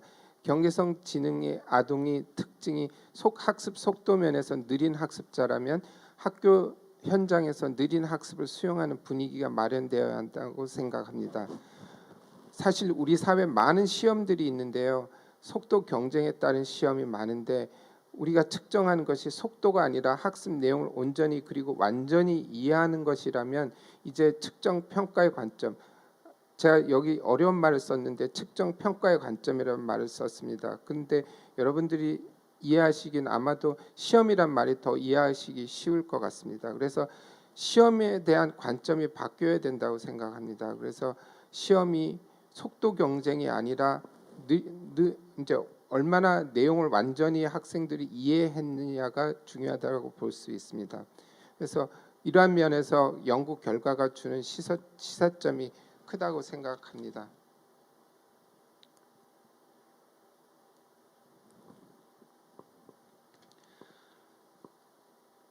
경계선 지능 아동 교육에 있어서 교사의 태도입니다. 느린 학습자에 대한 교사의 인내, 그리고 경계선 지능 아동은 정상 아동과 구분이 어려운 경우가 많이 있습니다. 성취가 더딘 것이지 다른 특별한 심각한 장애나 문제를 가지고 있는 것은 아닙니다. 그렇기 때문에 교사는 이와 같은 경계선 지능 아동들의 학습 참여를 독려하고 정상 아동들과 함께 학습할 수 있을 때까지 기다려주는 인내가 요구됩니다. 그리고 교사의 전문성 신장을 위한 노력이 요구되는데요. 교사가 느린 학습자를 성장할 수 있도록 다양한 초인지 전략 그리고 교사 학습 전략과 방법에 대한 전문성을 신장할 필요가 있습니다. 교사의 세심한 배려와 격려가 경계선 지능 아동이 빠르게 회복하여 학습 부진을 극복하는 데 밑거름이 될 수 있다고 생각이 됩니다. 경계선 지능 아동 교육에서 교사가 노력해야 할 영역들입니다. 느린 학습자에 대한 교사의 인내심이 우선 요구됩니다. 느림에 대해서 긍정적인 시각을 교사가 가져야 되고요.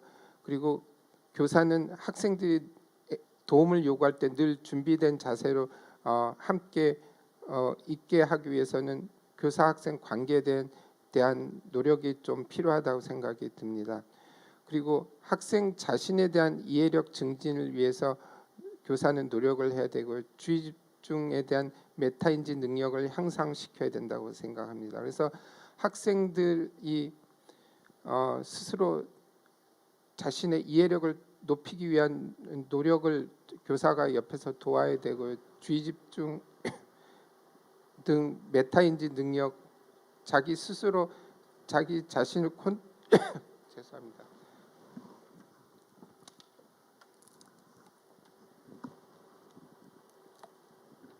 통제할 수 있는 능력을 향상시키는데 교사가 도움을 제공해야 된다고 생각을 하고요. 잘하는 것과 속도가 빠른 것이 다릅니다. 그래서 학생들이 속도가 중요한 게 아니라 그 내용을 완전히 이해하는 것이 중요하다고 저는 생각을 합니다. 그래서 교사는 속도와 잘하는 것을 분리해서 생각을 할 필요가 있다고 생각합니다. 그리고 학습 과정에 적극적으로 참여하도록 학생들 독려할 필요가 있다고 생각합니다. 자, 마지막 슬라이드입니다. 논의 부분인데요. 미래 경계선 지능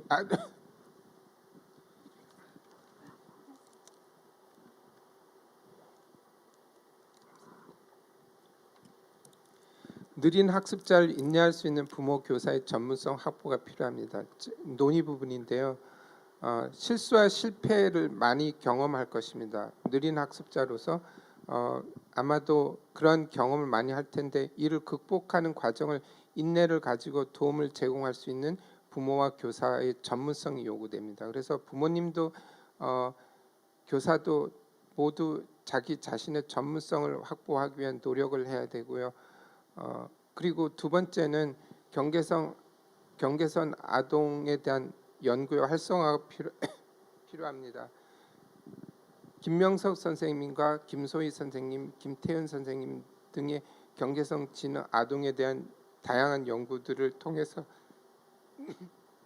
학문적 관심이 활성화되고 자연스럽게 사회적 관심으로 확산되어야 한다고 생각합니다.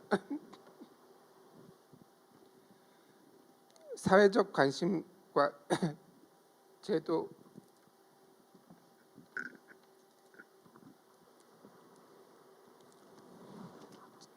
및 정책적 노력이 요구됩니다. 경계선 지능 아동이 사회적 사각지대에 놓여 있는 만큼 지속적인 사회적 관심과 이들을 돕기 제도적 정책적 노력이 요구됩니다.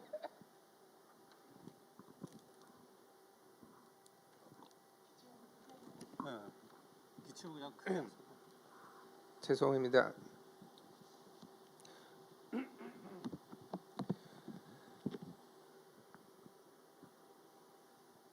경계선 지능 아동이 사회적 사각지대에 놓여 있는 만큼 지속적인 사회적 관심과 이들을 돕기 위한 제도적 정책적 노력이 많이 요구된다고 생각합니다.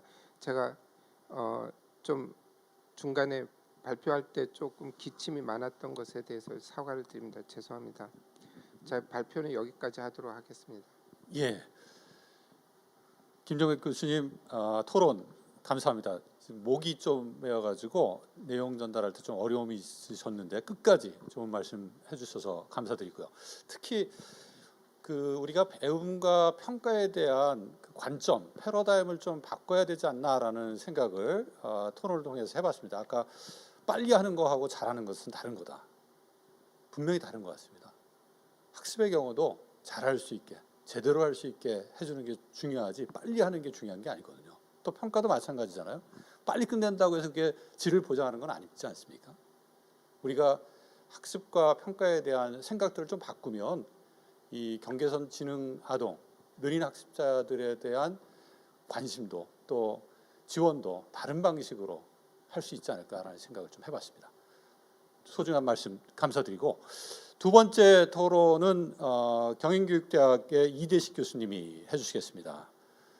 누가 어떻게 개입할 것인가라는 제목으로 토론 오늘 맡아주셨는데 소중한 토론 부탁드리겠습니다. 예, 안녕하십니까. 방금 소개받은 경인교육대학교 이대식입니다. 앞에서 세 분의 발표자분들께서 경계선 지능 아동에 대해서 여러 가지 구체적이고 아주 유용한 정보를 제시를 해주었다고 생각을 합니다. 예를 들면 그 학생들이 가지고 있는 특징이라든지 요구 이런 것들에 대해서 굉장히 깊이 있게 알 수 있는 계기를 마련해 주셨다고 생각을 합니다. 저는 이제 이런 그 세 분의 발표 내용과 선행 문헌들에서 나온 내용들을 좀 기반으로 해서 이것을 학교 교육 상황에서 더 구체적으로는 이제 교육 과정과 수업 이 측면에서 어떻게 지원을 해줄 것인가 그런 점에 좀 초점을 맞춰서 특징이라든지 요구도 좀 다시 보고 그 다음에 이제 실제로 이 학생들을 위해서 우리가 지원을 하고자 했을 때 어떤 쟁점들이 있을 것인지 이 부분을 한 4가지 정도로 좀 살펴보고자 합니다. 그리고 마지막으로는 이제 이 학생들을 지원하기 위해서 우리가 어떻게 해야 되는가를 한 5가지 정도로 제가 말씀을 드려보도록 하겠습니다. 이제 여러 가지 이 경계선 지능 아동들이 보이는 또 학생들이 보이는 특징들이 쭉 열거가 되었었는데요. 저는 이것을 4가지 틀로서 좀 다시 재구조화해서 보려고 했습니다. 첫 번째는 이제 학교의 분위기, 학교의 문화라는 측면에서 보고자 했고요. 두 번째는 이제 교사의 전문성, 또 수업의 방식 이 부분에서 보고자 했습니다. 세 번째는 이제 교육과정 운영이라는 큰 틀에서 보고자 했고 마지막으로 이제 학부모와의 협력을 어떻게 해야 될 것인가, 요 네 가지 틀로 좀 특징들을 다시 이렇게 재구조화를 해봤습니다. 그랬더니 두 가지 정도가 좀 드러났습니다. 저에게는 우선 첫 번째로 보이는 것은 이 교사의 전문성이나 수업의 운영 방식, 그 부분에 많은 특징들이 이렇게 포함되는 것을 확인할 수가 있었습니다. 두 번째는 여러 가지 특징들이 있는데 그 중에서 저의 눈길을 끄는 것은 이제 느린 학습 속도라는 거, 이 부분이 특별히 조금 저에게는 두드러지게 보였던 측면이 좀 있었습니다. 그래서 이제 우리가 보통 이 경계선 지능 아동들이 여러 가지 특징을 보인다고 하지 않았습니까? 뭐 동기가 부족하다, 뭐 주의 집중력이 짧다, 여러 가지가 있는데 그 중에서 가장 우리가 핵심적으로 봐야 될 특징이 무엇인가, 이 부분을 생각을 해봤습니다. 예컨대 ADHD 아동들 같은 경우에는 주의 산만이라든지 충동적인 행동, 주의 집중의 어려움, 이런 부분들을 우리가 핵심적인 특징으로 꼽지 않습니까? 또 난독증 같은 경우에는 글자 해독의 어려움, 특별히 이제 의문인식의 어려움, 이런 것들을 꼽는단 말이죠. 그러면 경계선 지능이라는 것 이외에 어떤 측면에 우리가 특별히 더 주목을 해야 되느냐? 저는 여러 가지가 있지만 그 중에서 또 느린 학습 속도, 이 부분에 이제 좀 더 주목을 하고자 했습니다. 아마 앞에서도 이런 부분들을 계속 주장을 했었던 것 같습니다. 발표문에서도. 그런 다음에 이제 이 학생들이 필요로 하는 요구가 있었습니다. 지원 요구. 요것도 역시 똑같이 4개의 틀로서 살펴봤더니 역시 비슷하게 두 가지 정도의 패턴이 드러난 것이죠. 첫 번째는 보시다시피 이제 교사의 전문성 부분, 수업을 어떻게 할 것이냐, 이 부분에 가장 많은 요구들이 포함되는 것을 볼 수가 있었습니다. 두 번째는 반복적으로 나타나는 것, 그것들이 무엇이었느냐 하면 여러 가지가 있는데 그 중에서 저의 눈에 띈 것은 이 학습 속도에 맞추는 어떤 개별 맞춤형 수업, 이 부분이 떠올랐던 것이죠. 아하, 그러면 이 학습 속도에 맞게 개별 맞춤식으로 수업을 하려면 어떻게 해야 되느냐, 이 일의 성격이 좀 우리가 생각을 해봐야 된다는 것이죠. 이 일의 성격은 어떤 정해진 업무만 해가지고는 안 된다는 것이죠. 즉 진도를 나가는 방식만으로서는 안 된다는 거죠. 플러스 알파를 요구한다는 것이죠. 그 플러스 알파의 핵심은 제가 볼 때는 교육과정 운영, 또 수업을 하는 방식, 이 부분에서 뭔가 우리가 별도로 노력을 해야 된다는 것을 시사를 한다는 것입니다. 그래서 이것을 이제 논리적으로 한번 제가 줄을 세워봤습니다. 이 경계선 지능 아동들이 보이는 핵심적인 특징, 느린 학습 속도다. 그 다음에 이 학생들이 핵심적으로 요구하는 지원 요구가 뭐냐? 학습 속도에 맞는 개별 맞춤형 수업이다. 그런데 우리 학교 상황에서 보면은 우리 학생들은 대부분의 시간을 교과 학습으로 선생님과 같이 만나게 됩니다. 예를 들면 초등학교 5, 6학년 같은 경우에 2100시간이 넘는 수업 시간이 있죠. 그중에 90%가 교과 교육 시간으로 되어 있습니다. 중학교 학생들 같은 경우에도 3366시간의 수업 시간이 있는데 그중에 90% 이상이 교과 수업으로 되어 있습니다. 즉, 이 학생들을 어떻게 지원할 것이냐를 생각을 할 때 그 90% 이상을 차지하는 교과 수업 시간에 교사와 우리 아이들이 어떤 일들을 하느냐, 이 부분이 굉장히 중요하게 우리가 고려를 해야 된다는 것이죠. 그래서 이제 이 학생들을 실제로 이제 우리가 지원하고자 했을 때 몇 가지 이제 쟁점들이 좀 있을 것 같아요. 여러 가지가 있는데 우선 첫 번째로 생각할 것은 이미 우리 학교 교육 상황에서는 소위 말해서 특별한 집단이라고 하는 아이들이 있습니다. 분류되어 있고 우리가 지원을 하고 있습니다. 대표적으로 특수교육 대상자가 있죠. 전체 학생 중에 약 1.5% 정도가 지금 있습니다. 그 다음에 이제 다문화 학생이 있습니다. 제가 알기로는 한 5% 내외로 알고 있습니다. 그 다음에 이제 요즘에 핫한 그 학습 부진 학생이 있습니다. 이것은 이제 기준에 따라서 다르긴 하겠지만 기초학력 미달자 같은 경우는 과목에 따라서 좀 다르지만 10% 가까이 되고 있습니다. 그 이외에도 이제 정서행동 측면에서 지원이 필요한 학생, 그 다음에 뭐 학업 중단 학생, 또 기타 여러 가지 보호를 필요로 하는 학생들, 여러 학생들이 있습니다. 여기에 이제 경계선 지능 학생을 지금 오늘 우리가 논하고 있다는 것이죠. 이 학생들은 비율로 보면 아까 발표에서 나왔지만 13.5%입니다. 어떻게 보면 가장 큰 집단이죠. 그래서 쟁점은 뭐냐? 이 학생들을 위한 별도의 우리가 또 지원 체제를 마련하느냐, 아니면 기존에 나와 있던 이 특별한 집단의 지원 체제 안에서 이 문제를 해결할 것이냐, 이런 쟁점들이 있을 것 같다는 것이죠. 두 번째는 뭐냐면 이 학교 교육 상황에서 이 학생들을 지도하기 위해서는 소위 말해서 분위기가 조성이 돼야 된다는 것입니다. 예를 들면 이 학교를 운영하시는 관리자분들이나 또는 구성원들 사이에서 이 학생들을 정말 위해서 우리가 모종의 뭔가를 해야 된다라는 인식과 분위기가 형성되지 않으면 굉장히 어렵다는 것이죠.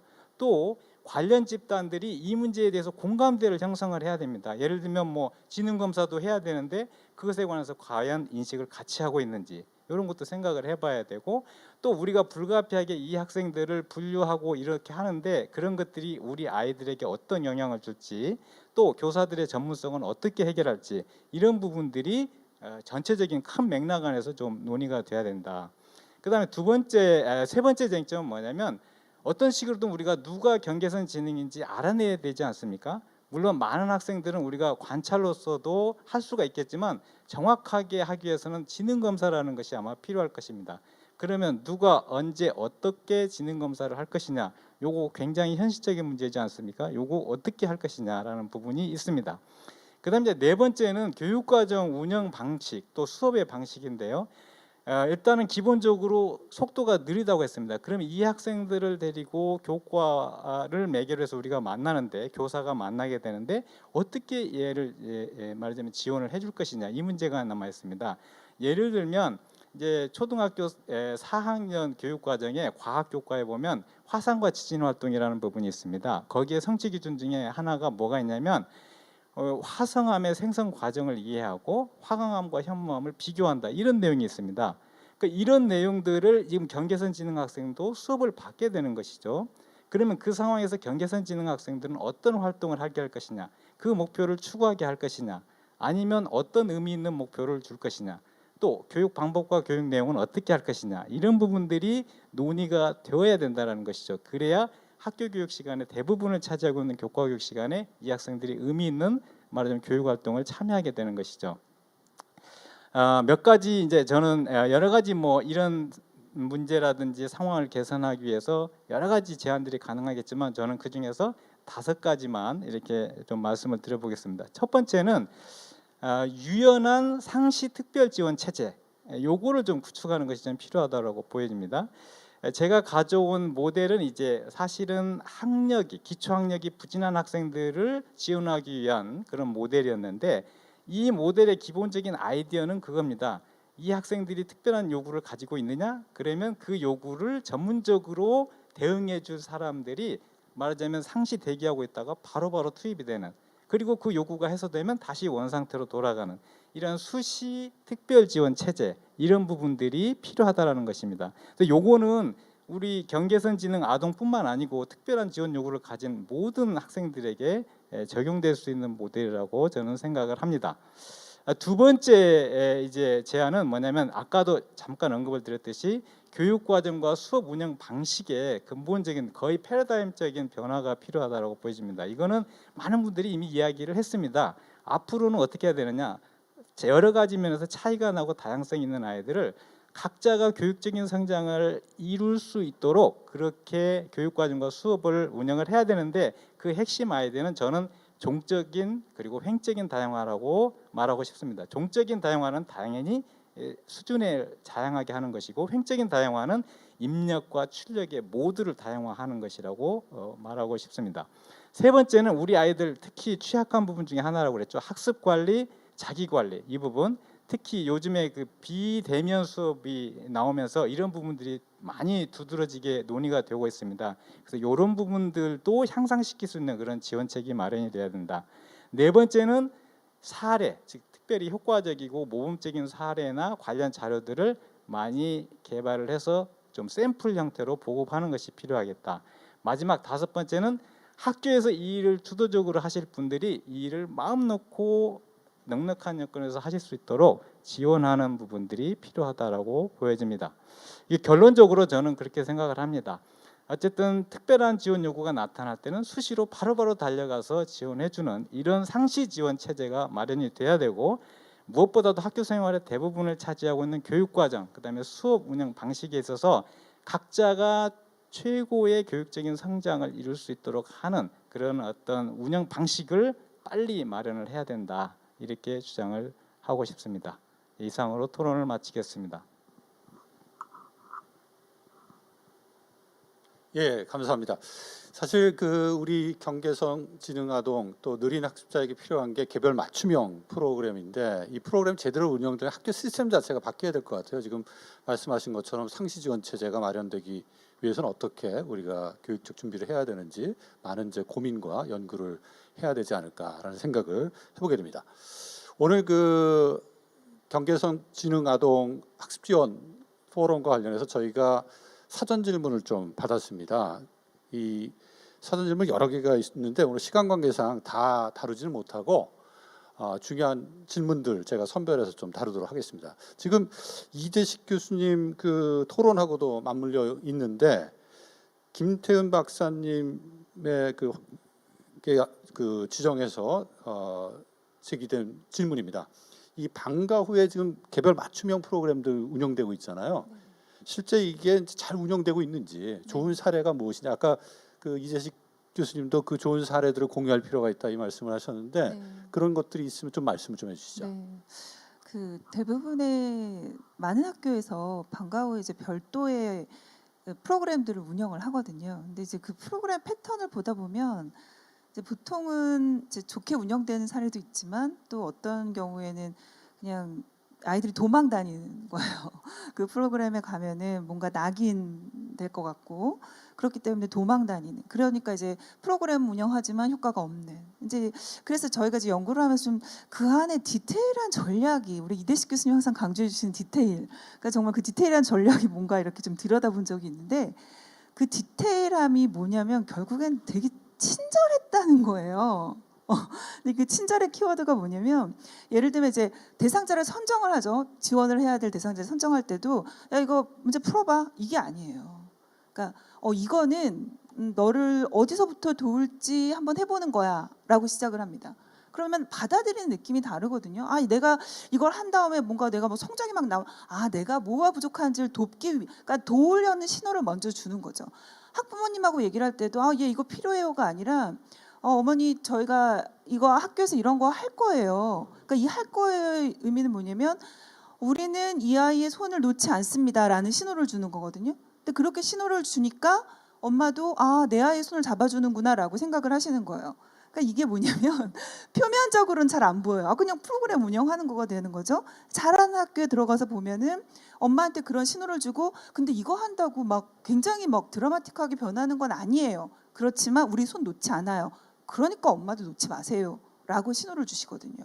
그러니까 이 포인트가 굉장히 중요한 것 같더라고요. 근데 이제 이게 제가 아까 발표할 때도 얘기를 했었는데 제가 재즈댄스 학원에 갔었다 그랬잖아요. 제가 그 학원에 대해서 다시 기억을 떠올리면 어떤 장면이 떠올리냐면 내가 학원에 딱 갔을 때 그 삼면이 거울이고 이렇게 공격적인 상황에서 회원님 오늘 처음 오셨어요?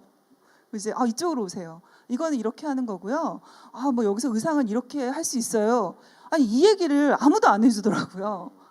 그러니까 이 얘기를 해주느냐 안 해주느냐가 그 학습 장면에 어떤 기억을 남기느냐. 그러니까 4년 동안의 아이들의 성장 과정을 보면서 실은 아이들의 머릿속에 굉장히 그 감정 기억이 많이 남아 있다라는 거. 그래서 학교에서 아이들한테 학습을 제공할 때는 선생님들 아마 내가 이 정도 친절하면 됐지? 아니 그거보다 훨씬 더 극도의 친절함. 그게 초기 학습이 굉장히 중요했고 그 전략이 있는 학교들이 아이들을 제대로 케어했다라는 부분이 저희가 발견한 부분이었습니다. 예, 아주 좋은 말씀이신 것 같아요. 저희가 대교문화재단하고 서울시에서 SIB 1호 사업 경계선 지능아동 지원 사업 분석을 해보면 이 효과가 어디서부터 시작되냐면 교사들이 아이들하고 마음을 같이 나눌 때 그때부터 이제 학습이라고 하는 게 본격적으로 시작이 되더라고요. 지금 따뜻한 한 개인에 대해서 인정해주고 받아들여주는 그러한 문화, 분위기 이거 만들어주는 것. 이게 어떻게 보면 개별 맞춤형의 시작이다. 마음을 같이 공유해야지 무엇이 필요한지를 확인하게 되고 무엇이 필요한지 확인하게 되면 같이 노력하지 않겠습니까? 같이 노력하지 않으면 성과는 기대할 수가 없잖아요. 이 관련해서 여러 질문들이 있는데 교사 노력 관련해서 김명석 교수님 교사 일지 분석하셨잖아요. 이 질문이 뭐냐면 이분들이 열심히 노력하는 것도 중요한 것 같다. 하지만 이분들의 노력을 지원할 수 있는 것도 중요하다. 우리 선생님들이 학교건 또 개별 프로그래밍 간에 어떤 노력을 할 때 거기에 충분한 지원이 좀 필요하지 않겠습니까? 그와 관련해서 어떤 것들이 좀 필요할까요? 네, 질문 감사합니다. 사실 발표 들으면서 저희도 계속해서 고민하는 고민들이 이런 것 같습니다. 사실 교사가 어떻게 해야 된다, 이제 부모가 어떻게 해야 된다 이런 말들이 많은데 사실 이게 자칫 또 교사들 입장에서는 참 그 경계선 지능 아동들에게 학습이 어려움이라면 또 교사들에게는 이 아동을 어떻게 대할 거냐가 또 하나의 과제고 사실 교사 교육 과정에서 잘 배우지 못했던 어쩌면 새로운 과업이라는 점에서 이제 모두 누군가의 탓만은 아니라는 생각들도 좀 듭니다. 그래도 그럼에도 불구하고 저희가 또 가르쳐야 될 아이들이 있고 이 아이들을 위해서 교사의 노력이 좀 필요한 부분들이 있다는 생각이 들고요. 우선은 저는 오늘 발표 들으면서 그리고 일지를 보면서 생각했던 것 중에 하나는 저희가 아이들한테 성공 경험을 주는 게 중요하다시피 이 아이들을 가르치는 교사분들에게도 성공 경험을 주는 게 참 중요하다는 생각이 들었습니다. 성공 경험을 가지고 아이들을 좀 내가 이렇게 하니까 좀 변하더라라는 느낌들을 가질 때 교사분들께서 좀 더 노력하시는 모습들을 많이 보였던 것 같고요. 그러기 위해서 좀 중요한 것 중에 하나가 내가 당장 어떻게 한다라고 해서 아이가 크게 변할 거라고 기대하지 않는 것. 그래서 마치 우리가 아이들의 어떤 그 성공 경험을 잘게 세분화해서 그 아이에게 성공 경험을 주는 게 중요한 것처럼 교사 스스로도 아동에게 달성하고자 하는 목표들을 조금 더 세분화하고 작은 진전에도 조금 더 거기서 성공 경험을 찾으시려고 하신 노력들이 굉장히 중요하다는 생각이 들고요. 또 한편으로 아까 김소희 교수님 말씀하신 것처럼 부모들이 자주집단 구성을 해서 서로 어려움을 공유하는 것 자체가 문제의 원인이 내 탓이 아니라 어쨌든 우리가 할 수 있는 어떤 여지에서 문제의 원인들을 찾는 게 참 중요한 것 같고요. 마찬가지로 교사분들에게도 아이들을 잘 지도하지 못하는 게 단순히 나의 능력 부족, 내가 잘하지 못해서, 내가 의지가 없어서 이렇게 받아들이기보다는 이 아이들의 특성을 내가 좀 더 이해하고 좀 더 어떤 전략들을 학습한다라면 이것들을 좀 더 변화 가능하다라는 느낌들을 함께 줄 수 있는 어떤 교사 집단을 만들고 지지 집단을 만들어가는 게 교사 교육 과정에서 굉장히 중요하다라고 생각을 했었습니다. 사실 이게 교사 학생이 한 팀이잖아요. 그러니까 학생의 성공이 교사의 성공이고 그 성공이 이루어지려면 뭐 교사 학생 노력뿐만 아니라 또 아까 지금 그 김영석 교수님 말씀하신 것처럼 학부모의 참여 이런 것도 상당히 중요할 것 같아요. 자연스럽게 그 학부모 질문을 제가 좀 찾게 되는데 우리 김소희 교수님 아까 그 경계선 지능 아동 부모 경험 말씀하셨는데 좀 구체적으로 어떻게 경험들이 다른지 이걸 좀 어떻게 이해하고 부모의 역량 강화와 어떻게 연결시켰으면 좋겠는지 궁금하신 것 같아요. 좀 말씀을 좀 추가해서 해주시면 좋겠습니다. 예. 시간 관계상 이제 한마디로 정리를 하자면 애매모호함입니다. 경계선 지능 아동 부모님이 겪는 가장 큰 고통은 애매모호함일 거예요. 모른다. 그리고 느리다. 제가 이제 사회적인 상호작용 안에서 한번 말씀을 드려볼게요. 일단 일반 아동들의 부모님들도 고민하세요. 그리고 경계선 지능 아동, 장애 아동의 부모님들도 고민하세요. 내가 지금 잘하고 있나? 얘는 지금 누굴 닮았지? 다 생각을 해보죠. 그런데 거기에서 일반 아동 부모님보다 일단 장애 아동 부모님은 장애예요를 듣는 순간 그리고 이 장애는 무엇입니다. 어떤 유형입니다. 듣는 순간서부터 사실은 충격, 부정, 그다음에 거부. 이 거부는 공격성이나 분노와 함께 있고요. 그다음에 죄책감, 우울감, 그리고 수용. 오케이. 자, 이제 나는 아이를 도와줄 거야. 이렇게 들어가는 어떤 단계가 있거든요. 모든 부모님이 그렇지는 않지만 대부분 그렇게 겪습니다. 그런데 그것조차도 경계성 지능 아동 부모님들한테는 아직 우리 사회에서 허용이 안 된다는 거죠. 모르기 때문에. 그리고 안다고 하시는 분들도 정확하게 설명드리기가 어려운데 이분들이 이제 확대 가족이나 지역 사회에서 자기 아이를 설명해야 할 때 느려요. 그다음엔 모르겠어요. 왜 그러는지라는 부분이라는 거죠. 이대식 교수님 말씀처럼 자주 집단이 필요한 이유는 바로 그거인 것 같습니다. 거기에서 우리가 뭐라고 말하자라는 이야기를 공통 공감대, 공통적인 답변을 만들 수 있다는 거 이것이 굉장히 중요한 부분인 것 같습니다. 그 말씀 듣다 보니까 학부모님들끼리 연대하는 거, 정보를 공유하는 것도 상당히 중요할 것 같아요. 그래서 우리 아이라는 그 전제하에 나의 아이가 아니라 우리 아이라고 생각을 하고 이 아이들을 어떻게 좀 성장할 수 있도록 도와줄 것이냐. 를 학부모님들이 같이 좀 연대해서 노력해가면 더 좋지 않을까 이런 생각도 좀 해봅니다. 시간이 좀 거의 다 돼서 제가 추가 질문을 드리는 건 좀 그렇고, 오늘 그 포럼과 관련해서 이 방송을 학부모님들 또 선생님들 또 이 경계선 지능 학생도 이 프로그램을 지금 보고 있을지 모를 것 같아요. 이분들에게 하고 싶은 얘기들이 여기 오늘 참여해 주신 발표자, 토론자들이 있으실 것 같은데 자연스럽게 누가 좀 하고 싶은 말씀 간단하게 좀 부탁드리겠습니다. 김태훈 박사, 이대식 교수님. 예. 제가 한 말씀 드리면 이제는 정말 우리가 그 한 학급의 학생들이 굉장히 다양하지 않습니까? 그 학생 개인에게 있어서 우리가 어떤 맥락 안에서 교육 활동을 하지 않습니까? 그 맥락 안에서 학생 개개인의 교육적인 성장이 무엇이냐, 무엇으로 그 아이들의 교육적인 성장을 우리가 설정을 할 것이냐, 그걸 좀 더 심각하게 고민을 해야 된다라고 봅니다. 지금까지는 우리가 어떤 정해진 표준교육과정 이것을 이수하는데 상당히 좀 급급했다고 한다면 이제는 각자의 교육적인 성장을 설정을 하고 규정을 하고 그것을 위해서 지원하는 그런 분위기를 형성하는 것이 굉장히 중요하다고 보겠습니다. 예, 감사합니다. 예, 김태훈 네. 박사님. 저도 비슷한 얘기가 될 것 같은데요. 제가 그 지난주에 국회 토론 공청회가 있어가지고 어떤 의원님께서 이 얘기를 하신데 인상적이었어요. 만약에 지금의 수능 시험을 예전에 과거 급제한 사람이 치르면 잘 치르겠느냐 이렇게 얘기를 저한테 반문하시면서 부진이 얼마나 그 시대에서 상대적인 얘기인가 이렇게 얘기를 하는 거예요. 근데 이제 아이들의 성장을 보면서 느꼈던 게 시간은 배려의 문제였다.